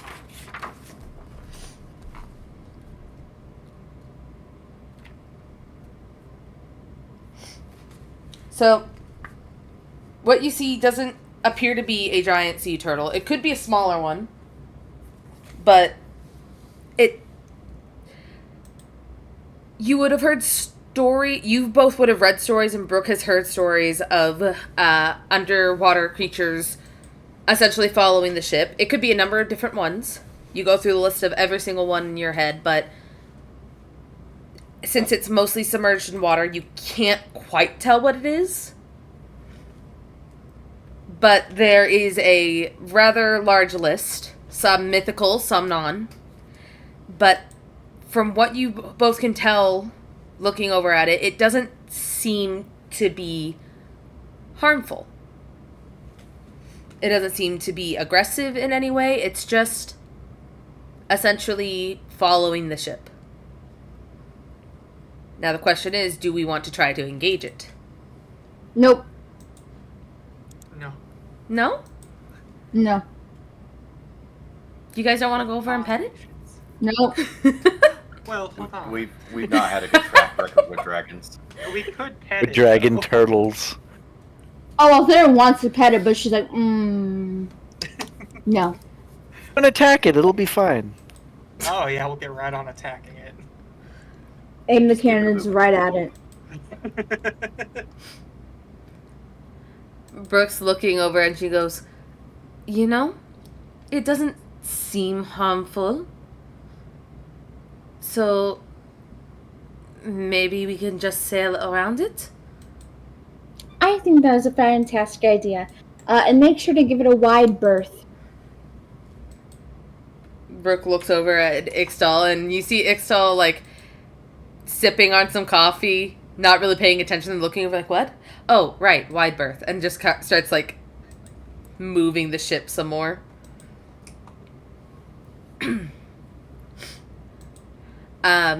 It starts moving, like it's keeping pace, essentially. Mm-hmm.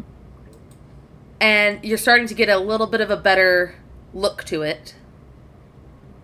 But again, no one here feels that it is hostile in any way. It seems more curious.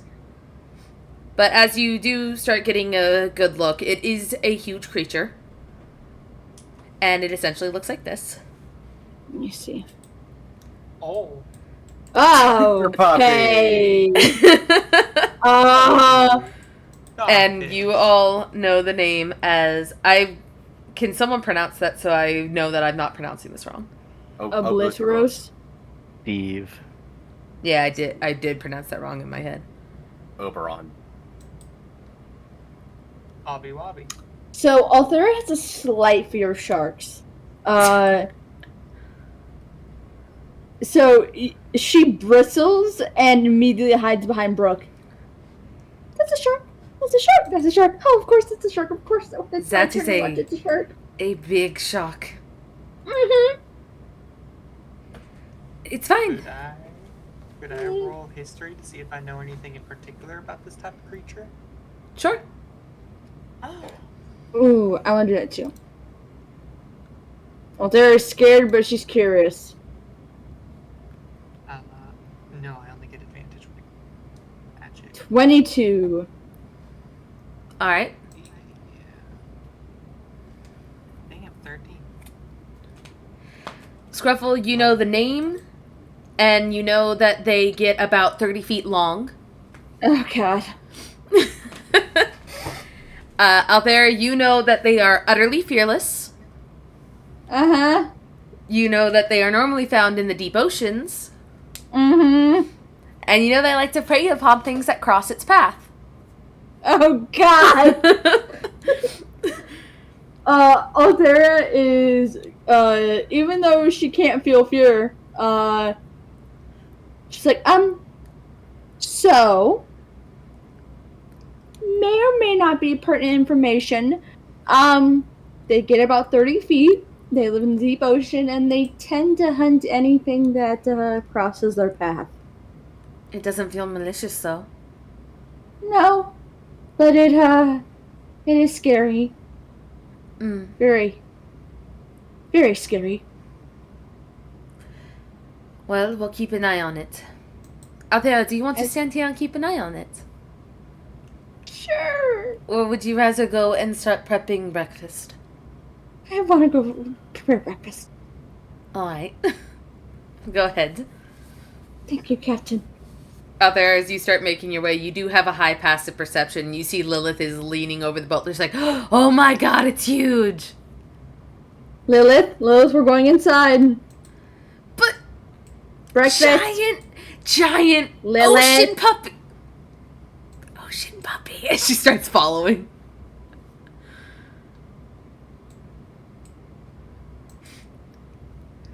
Alright. Traveling for a few more hours as Althea is cooking and kind of glancing out the window every now and then, I'm assuming. Yeah, for some reason she still catches its eye every time. It follows for a few hours before it eventually just turns away. You don't see it anymore. Oh, these guys are not fun.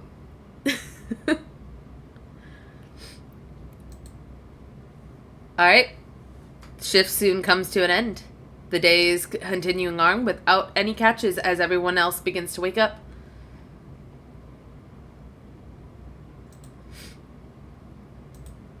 Brooke looks over at Gadry as he's getting up and such, and heading out. She's just like, well, ours was eventful. Tyrus. Where is Brooke and Gadry? In Gadry's room. Because he's just waking up. So he kind of nods a bit and stretches, and he goes, oh? Yeah, there was a giant fucking shark. He kind of chuckles a little bit, and he goes, well, we are in the ocean. You should have seen Althera's face. Apparently the shark grows 30 feet long. Which, if I am correct, is close to our boat size. A little under, but, you know. Not even close to our boat size. Oh, no, wait, that's boat width. Yeah. Half the width of our boat. Which, you know, is the half the width of the boat, but, you know. Kind of nods a little bit, and he A goes, little under half the width. he goes, that's pretty interesting. Wonder what it tastes like. I am assuming it tastes like shark.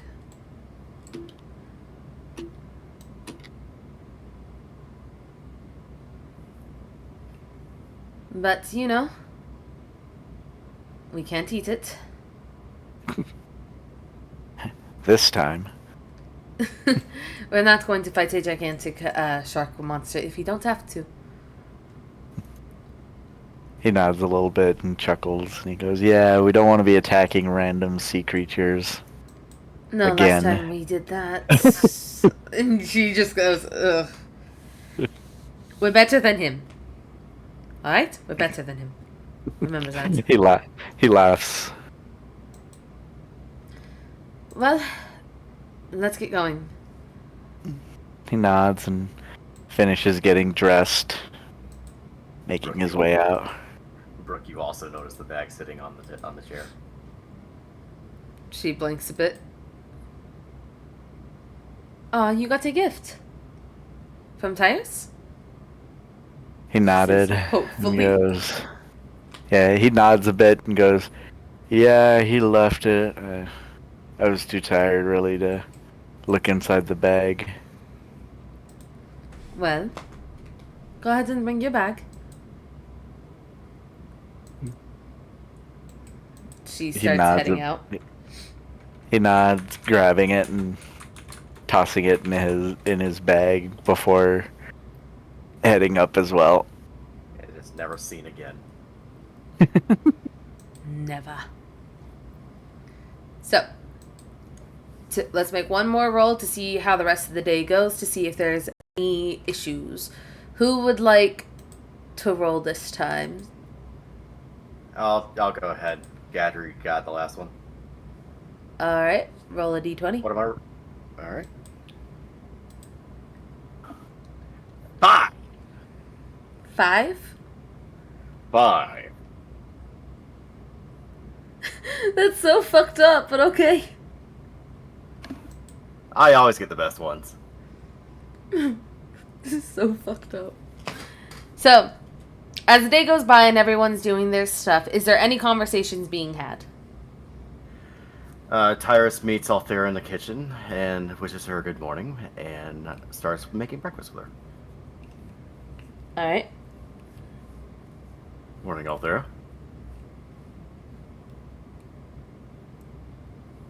Out there, you're still peeking around to make sure that fucking shark is gone. Is Yeah. everything alright? Oh, you checking out there? Yeah. Tyrus walked into the kitchen to start making breakfast with her, and he wished her good morning, saw that she's kind of... Oh, I didn't see his token in. And he's like, "Are you okay?" Oh, yeah, fine. I thought I could get scared. No, I'm fine. I just have a aversion to certain sharks. That's a good And point. the Obliteros we saw last night is one of them. I thought, yeah, that's a good point. I thought you were immune to fear for the next 3 days.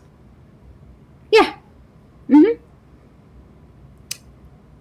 I am. But that was primal. That was something primal and wrong. I don't think a spell covers that. Well, is it still out there? No, thankfully. I don't think we have anything to worry about now, do we? No, but maybe it's following us underneath our ship. You know, they're known for inhabiting the deep ocean where barely any sunlight gets through. Well, we could check. I can take a quick check if you like. No, it's all right. It's all right. I just want to Start to focus dive on. into the water. I just want to focus on making breakfast.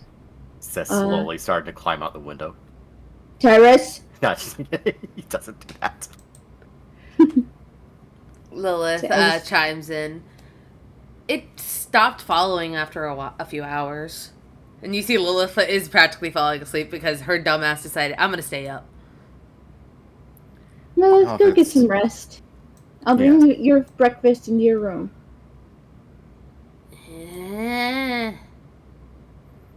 Listen to her, kiddo. Well, if you insist on staying awake, I have a new lesson for you. There's a silence as you see she is contemplating. I'm sure there's going to be plenty of dishes for us to take care of afterwards. It's algebra. She She's starts like, yawning and starts walking away like, nope. So it's an exciting lesson on how to sous vide properly. She just walks away. Walks away There faster. we go. I knew that would work. Certainly have a way with kids. You have to when you're someone like me with a niece and nephew and several young cousins, and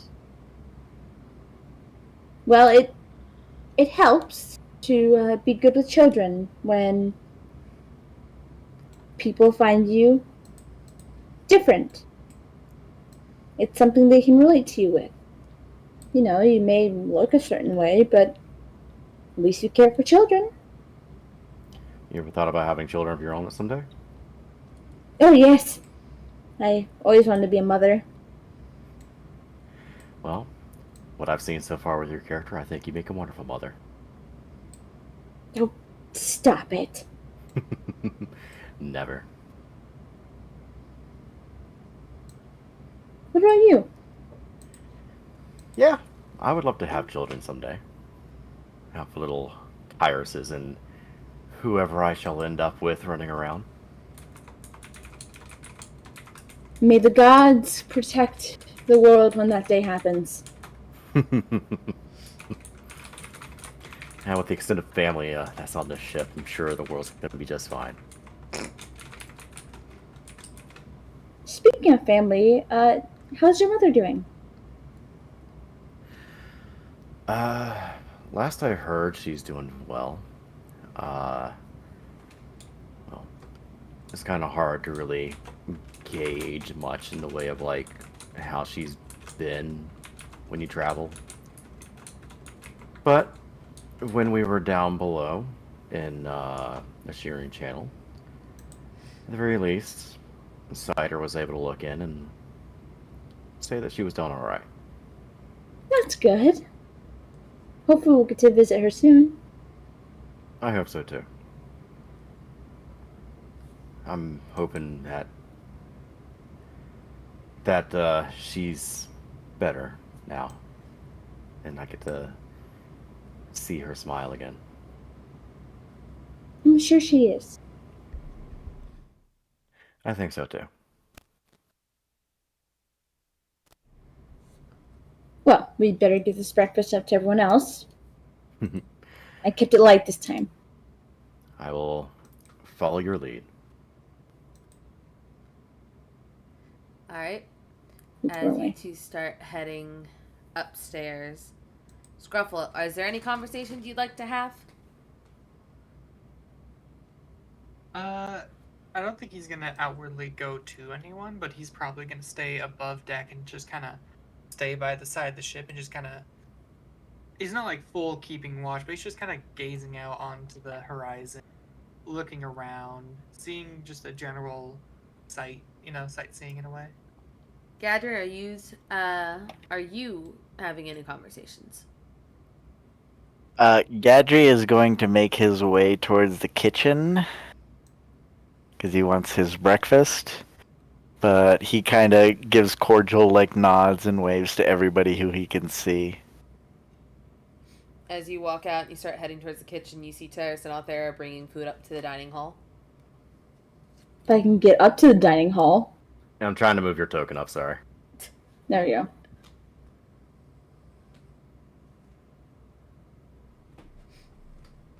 I'm guessing Gadri follows the scent of food. Yes. The food has been brought out. Gadri is being lured. Althera, Tyrus, you walk into the dining hall. Gadri, as you're walking in there, Scruffle, you're looking over the water and you see a dolphin. Just in the distance, just doing little flips and jumps. You smile warmly as a huge shark just reaches up and eats it. The role reversal this time. The shark what? The shark Eats the got happy dolphin. little dolphin. Oh, you cut out again. Yeah. Yeah. As the shark reaches up, and that's all we heard.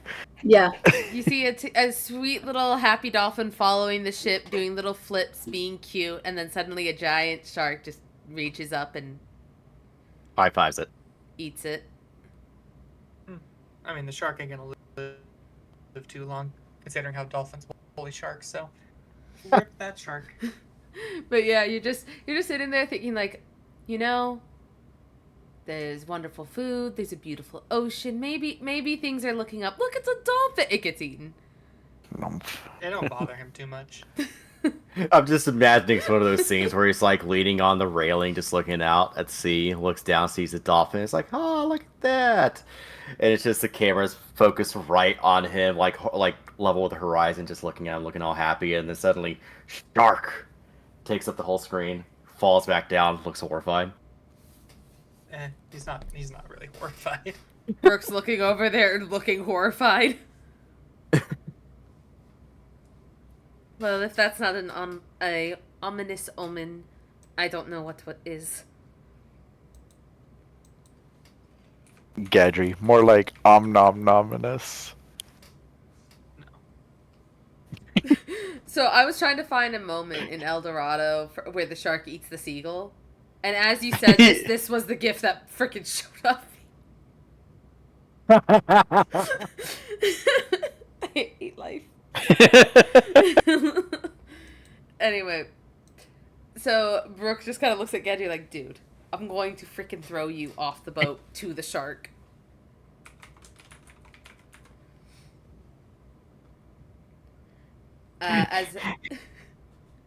What's up? I was just laughing. So as everyone starts heading to the dining hall to eat, Scruffle, Cider places a hand on your shoulder and goes, "Have you given much thought to who you might need contacting?" I'm sorry. Repeat the last part. You were kind of cutting. Have you given much thought on who you may like to contact? Looking at the list. It was Seagorn, right?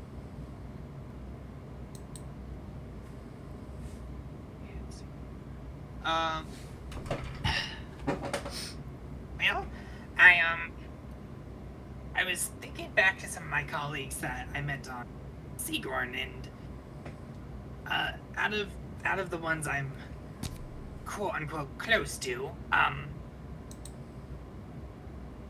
probably a bad idea, but Lawlin Springcrag, I might reach out to him. Alright. Well, over breakfast, let's sit together and you can describe them to me and I can send out a message to them. Alright? That would be great. Thank you. She nods as everyone gets together for breakfast and they start to eat, and I am assuming you're giving her information about them? Yeah, I don't really know anything about Lawlin because he's one of the that you with earlier, but it's the rival of his, per se. Yeah. Yeah. Do you speak kindly of this man, or... Passive aggressively.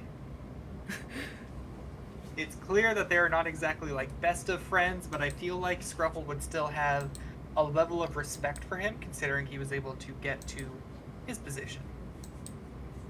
She's nodding, and you can tell with her 23 in passive insight, she's just like, oh dear. I see. I get it. I get it.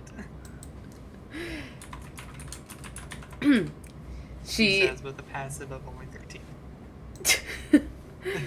she's just nodding. She's like, okay. Okay, I see the bubbling, underlining dislike for this man, but you know. He's just smiling as he's explaining. So she nods. She's like, alright. Well, I will see what I can do. What would you like me to tell him? You can do up to 25 words. He rubs his the top half of his beard a little bit. Tell him... How do I condense this down into words? I am alive. I've been out of commission for a good few years. But I'm on my way to Darktoe. And that'll be all. Alright. He's got to keep it short. She thinks for a moment, and everyone can see her like pulling out her copper wire as she clears her throat and goes,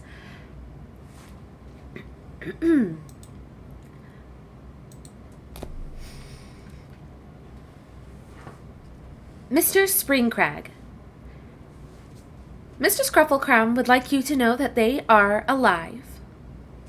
They've been out of commission, but they are making their way to Darktoe. You may reply to this message. After a while, you see her nodding. And you kind of see her, like, almost wince a bit as she's nodding. And she's like, They are happy to hear that you are alive. And they are going to reach out and see if there's any connections in Darktoe to check in on you. But they're glad you're okay. She did not hide the fact that she winced, right? No, it was pretty obvious that it kind of like, she looks like winced, like she wasn't expecting a certain level of volume when it came back. Part of me wants him to roll insight to see if like there's anything she's really omitting. They were yelling. Could you tell me how exactly they might have worked? Their exact words were, I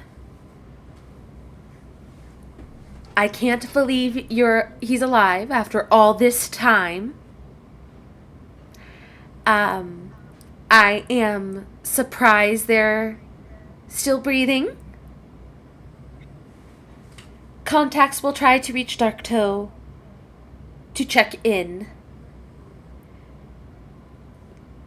And then a few words I didn't quite understand. Like in another language? Yes. Yeah, that sounds about right. All right.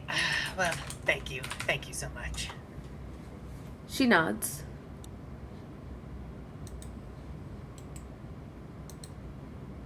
So, I am assuming you two are not the closest.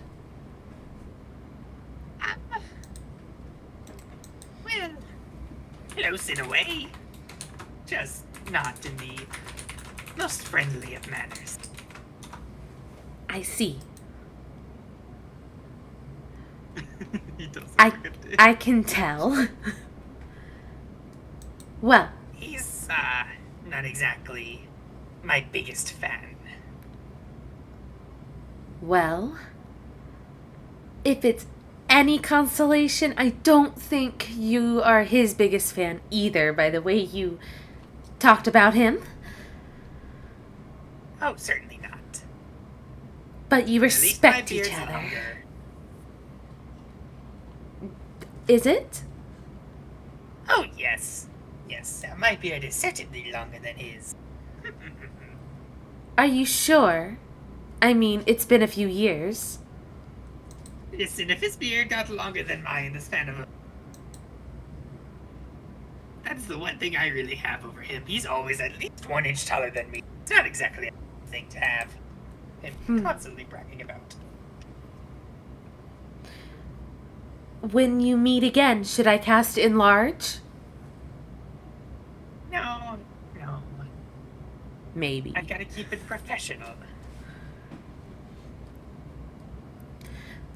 Well, he seemed to be excited to see you again. Yes, I'm quite sure he is. I'll be glad to see him as well. Mm-hmm. She just kind of like slowly starts to eat some more food. I don't know how to pronounce the other one's name. Lorelia? Yeah. Lorelia? I believe it's Lorlia. Lorelia? If he's gonna be there, then perhaps Lurlia will be there as well. It'll actually be nice to see her as well. And he will begin eating as well. Say as well. She nods. Well, I hope that when you all do see each other again, it will be a very happy reunion. I hope so. I do hope so. I hope he's been treating her well. Maybe if they were on good terms, maybe you find that maybe they got married. You know, I wouldn't be too surprised. She is quite a lovely girl. And she seems like the kind of person that could keep his attitude in check. Well, here's hoping. Maybe he's changed over the few years that you've been gone. Yeah, here's hoping. Here's hoping. She looks to everyone. And how are all of you this morning?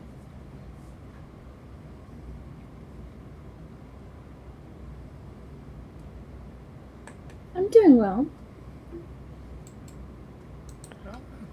Yeah. Kind of feeling a little better than yesterday. She looks to Gadri. Gadri kind of rubs his eyes a little bit and he goes, still tired, but I'm here. She looks to Brooke. You see Brooke's kind of pushing her food to the side, and she's like, a dolphin got killed in front of me, so today's great. And Brooke's just like staring at the food, like, in one bite. It was taken out in one bite. It was just happily living its life. If it makes you feel any better, Captain, I hear a dolphin pod gets vengeance. Although I don't know if that's just a story. I am not sure if that's a story, nor am I sure if they can take that shock. Others gonna look at their new party member, but you're smart. Do dolphins, do their pods get revenge at all? Do they know to get revenge? I mean, I feel like this would definitely be something he knows, right? Right. I would say, yeah.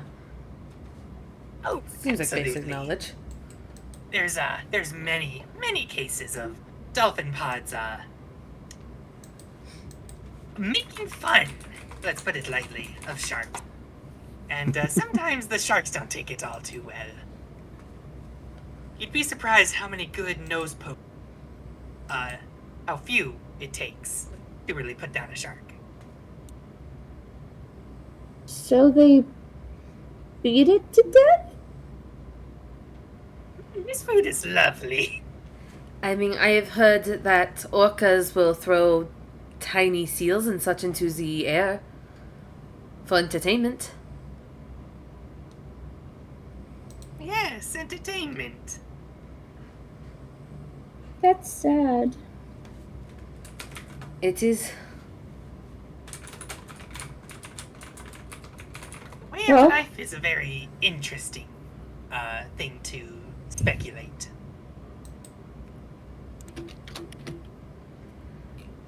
Well, either way, I am sure that the rest of the day will be smooth sailing. True. Well, out there, I had a question about your family. Yes? You said that they will be having a ship come to escort you home. Do you know how long that will take? For us to get all the way to Darktoe, it'll take at least 18, 19 days or so. A few weeks at the most. Do you... I'm not entirely sure. All I know is my brother said he would have a ship there by the time we got there. Alright, well, I wonder what kinds of ships they drive. Me too. I wonder how fast it is. Must be fast if you got it there before us. If you can get it there before us, we might have to commandeer that ship. I don't think that's a good idea, Captain. It might not be a good idea, but it's a pirate idea. True. Well, you see Brooke kind of like stand up as she says, I actually had a proposition for Cider about Darktoe. And Cider kind of looks up a bit confused. If you are able to teleport, perhaps maybe a few of us can teleport over there while the others make it to Diville's grave, and we can cut the time in half. I would like to get this letter from my mother kind of there as quick as possible. I've already had it for about, 30, 50 days or so? 35? I'm not sure. I've had it longer than I should, and she wanted me to deliver it to the Plank King rather quickly. And you see Cider start to think a bit, and she goes, perhaps if I have a item from Darktoe, that would make it easier. I'm not sure I have ever been there myself, but an item will definitely help. Brooke nods. I can take up to at least 9 people with me. Brooks thinks, that's a lot of people. It will work very well. I can discuss it more with everyone else a bit later, but that is a possibility for all of us. Though, if Althea's family Althea, do you think you could get in contact with your brother and see how long it would take? I can certainly try. Alright, I wouldn't want to appear there and then you decide you do want to go and you'd end up having to stay there longer than necessary, or we'd have to stay there longer than necessary and you would be stuck on a pirate ship. Well, a pirate's island. Oh, it's fine. I have a friend I could stay with, and as you can see, I'm good at making friends and making myself useful, so I'm sure I'd have a comfortable place to stay. Perhaps, but I don't think I would want to leave you on a ship of pirates. I feel as if that might, I feel like that might corrupt you in some sort of way. Captain, it'll take more than a few days on a pirate island to corrupt me. I think. I hope. Are you sure? Mostly. Well, we can talk about it. Gedry, Tyrus, what are your thoughts? Tyrus has been kind of quiet as he's listening to the conversation, just looking at the food.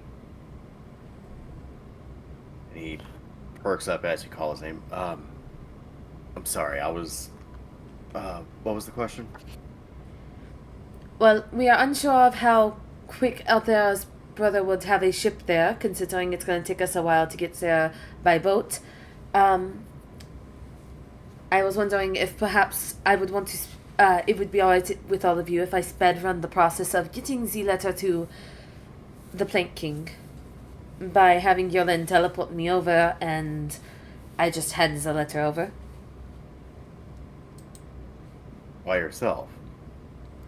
Well, no, I don't think I would go by myself. But even if I did, I think I would be fine. At the most, I'd probably get shot at a little, but I would let the Plank King know that I am on my way. Not to speak against you as the Captain, Brooke, but I don't feel comfortable with you leaving us behind to go to a pirate island that could shoot you. Yeah, it's one shot. Maybe 3. I'm joking, Tyrus. I'm joking. But I don't have to go alone. I would have Saiter, and I could have anyone else that I wish to join me. But I think this would help speed along the process of getting the letter to the Plank King as soon as possible. Alright. Yeah, I'll join you. Gadry? Gadry kind of thinks a little bit and goes, well, it would make things faster, but I would have to stay behind so that we have somebody with authority here. You kind of see Dilly blink a bit before going, I mean, you could go, Gadry, first mate Stormhammer. Me, Ixtal, and Lilith have been manning the ship since y'all been gone. I can keep an eye on things. To be honest, they did a really good job when we were on Wildbound for that extended period of time. Lilith's asleep. Dilly kind of chimes in and goes, yeah, while you all were gone, we found a kid, and we took them from the ship they were on. But to be honest, it was a bad ship. See, if they are capable enough to kidnap someone with just 3 people on a boat and get away, We didn't I'm sure they'll kidnap them. They were in a cage, and we brought them with us. I know, I'm making a joke, do you?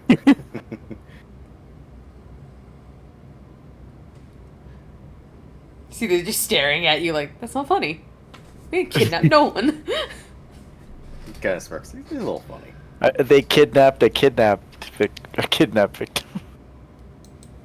Anyway, the point still stands. You don't have to stay first mate Stormhammer if you think that it's best to accompany the captain. After all, Darktow isn't the nicest place.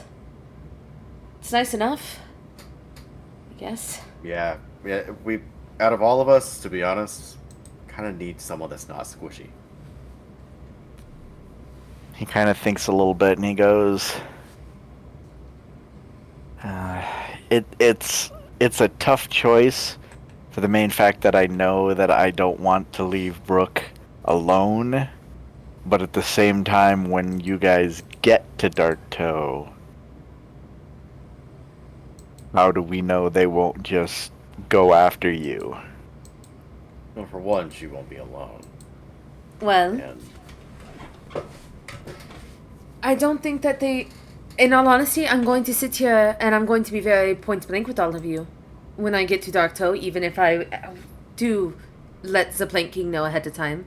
The most likely outcome is we teleport in, maybe get shot at, but they're not going to outright kill us. They're not. They're pirates, but they're not savages.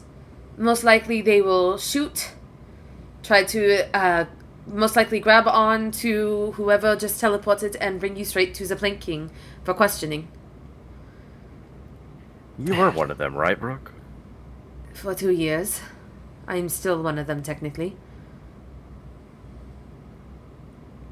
And how would they treat one another? The island normally is... Fighting is... Like, for blood, is not recommended on the island. The Plank King doesn't really want the violence. And you can't steal from others. And it's a community, essentially. While you're there, you are family.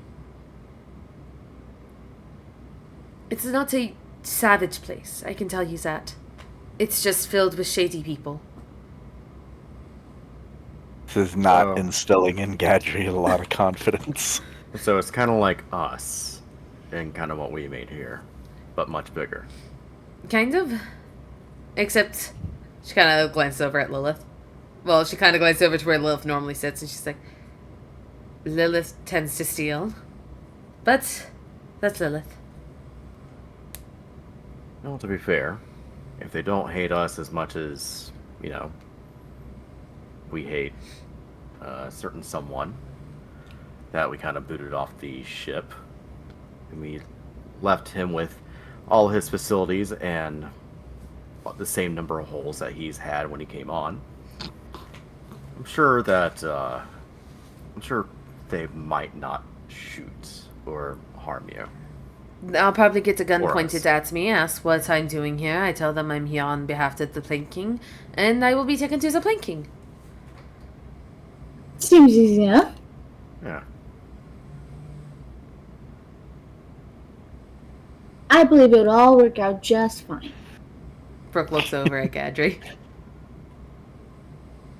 Gadri is very much deep in thought here. You can very much tell he's sort of imagining all the worst case scenarios. He feels a hand on his lap as inside of his head he hears, "It'll be fine, though I would like to have my first mate there. Not Violent noises in necessarily... there. Not necessarily for protection on the island, more of a confidence boost on speaking with the Plank King about getting out of the pirate business."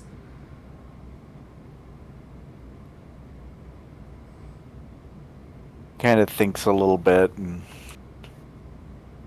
looks up and kind of goes, I would like one of the senior crew to be here. Dilliu is here. He's been with us since the beginning. He's actually been to Dark Tale multiple times as well. And Dilliu nods and says, I have a reputation in Dark Toe that maybe perhaps is back when I was drinking. So not the best reputation, but I have been a pirate for a while now, and I have steered ships and I have been in fights. So I'm pretty capable. I'm pretty capable.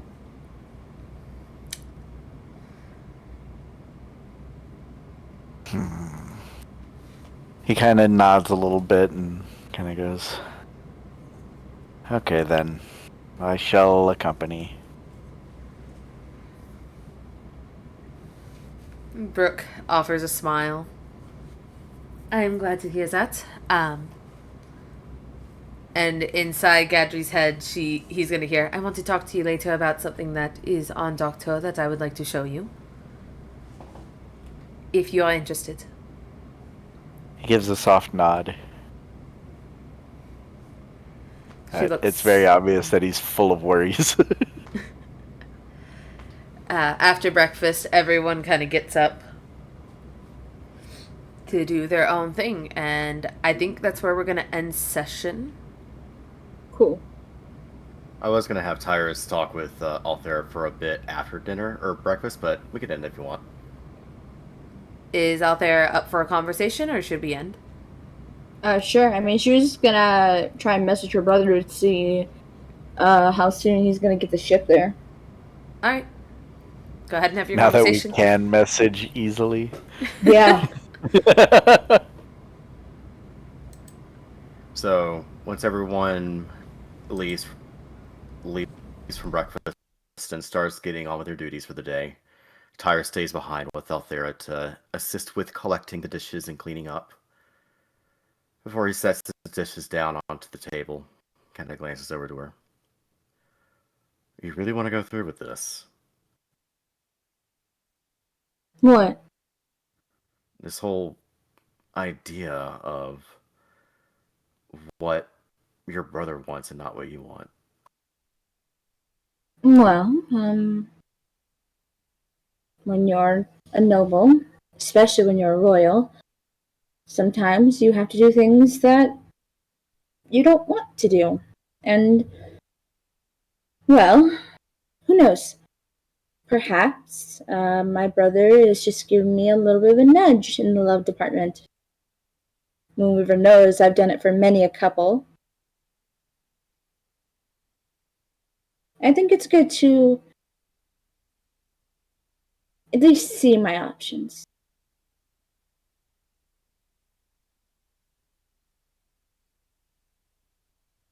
Oh, I'm sorry for yelling yesterday about it. It is your choice in your life, but I would like to at least let you know that I don't like when you think that you're replaceable and that you feel like there's no other options. There's always an option. You are cared about out there, some more than others. And yeah, this sucks. I'm just gonna say it outright. Your brother kind of sucks. I haven't even met him. I promise once you all meet him in person, you'll all instantly like him. He has that kind of air about him. But I I don't like that I have to do it either, and I know I'm not replaceable, and I miss all of you dearly. However, sometimes you need to make hard decisions. And, well, even if I can't be here in person, I still want to make sure my friends are taken care of and protected. So do I. Which is why I do my best to fight for my friends. And you And do a wonderful job. besides, even if you do try to bring someone to replace you,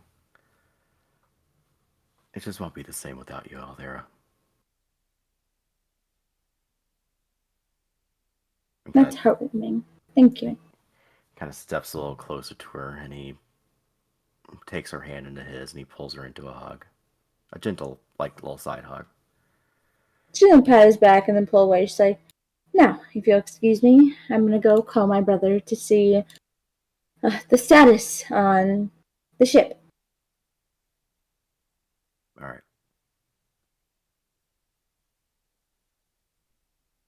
And she's gonna do that really quick if that's okay. Yeah, he's just gonna lean over the table and just kind of look at the dishes and just heave a heavy sigh. Thinks to himself, I need to talk to Ixal about this. And Max, what do I need to roll to talk to God? Talk to God or talk to your brother? Yeah. Those are two different things. Talk to her brother. You just gotta talk. Oh, yeah. So yeah, she's just gonna ask, so, how is the ship coming along? Isn't it a far away from the Pallid Grove to Darktoe? Question mark. I think I had you, Skelly, do the math. Yes, I did. If you want to take this part. So if they are going from Darktoe, or from the Pallid Grove to Darktoe, the math basically came out to 2 weeks, roughly, on foot till they reach the shore if they go directly south, and then it would essentially be about 19 to 20 days on sea. Yeah, Whereas, so she's wondering if they're coming straight from the Pallid Grove, or if he's employing the use of allies, or even just like hiring people to come get her that are closer. Yeah, versus if they went down the river past Port Damali and made their way out that way and just went full sea travel that way, that would be roughly 3 weeks travel. So 3 weeks that way, or roughly about a month across the land directly to ocean.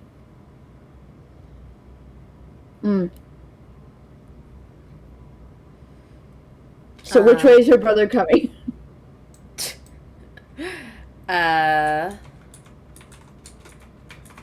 So Because if he she told him how long it would be till they'd get there.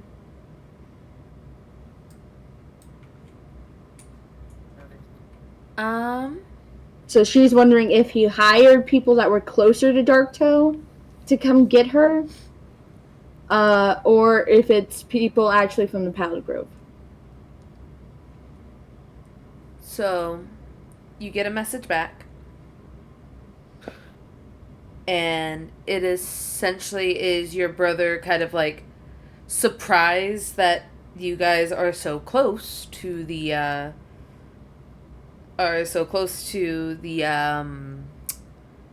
Darktoe compared to the Pallid Grove. And they kind of think for a bit, and they say,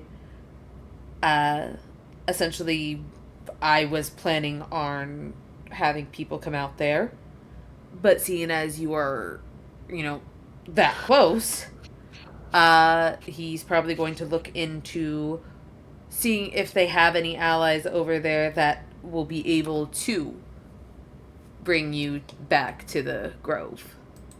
And he will get back to you. Like, she knows for a fact she has an old college friend. So, she's like, oh, he's probably calling him. Yeah, like, well, yes, you have your old college friend there. At the same time, you don't know if he's currently there. True. He could be out. So, your brother essentially tells you that they weren't expecting you to be that close to Darktoe, and that he will reach into contacts and see if there's a way to get you back quicker, or if there's going to be another area that they will have to meet. Cool. Surprised they don't have teleportation circles and shit. Well, teleportation circles would mean that your brother had to have been to Darktoe and learned the teleportation circle. That's if there's even one there.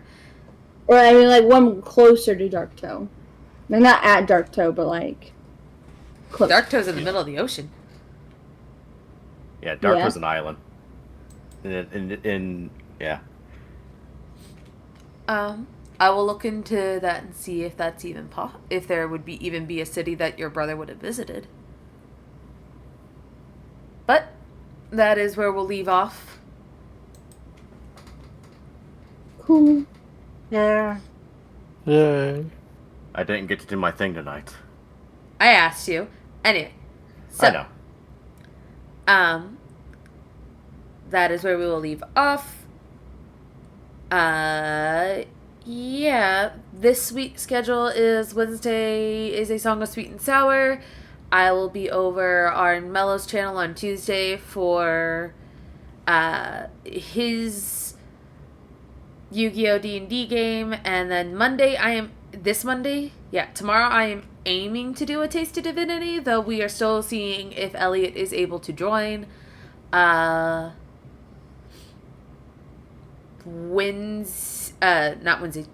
Either Wednesday or Tuesday. I'm probably gonna play more of Nether Crab's Treasure because that's been a lot of fun.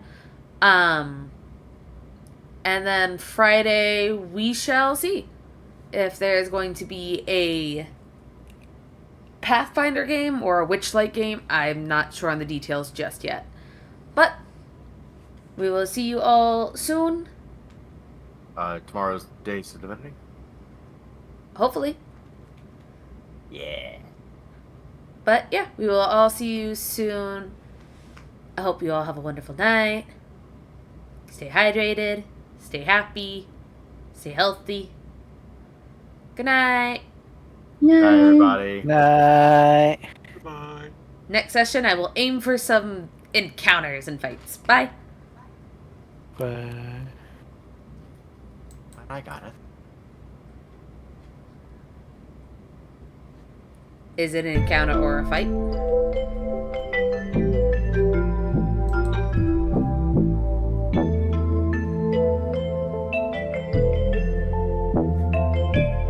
You a bitch.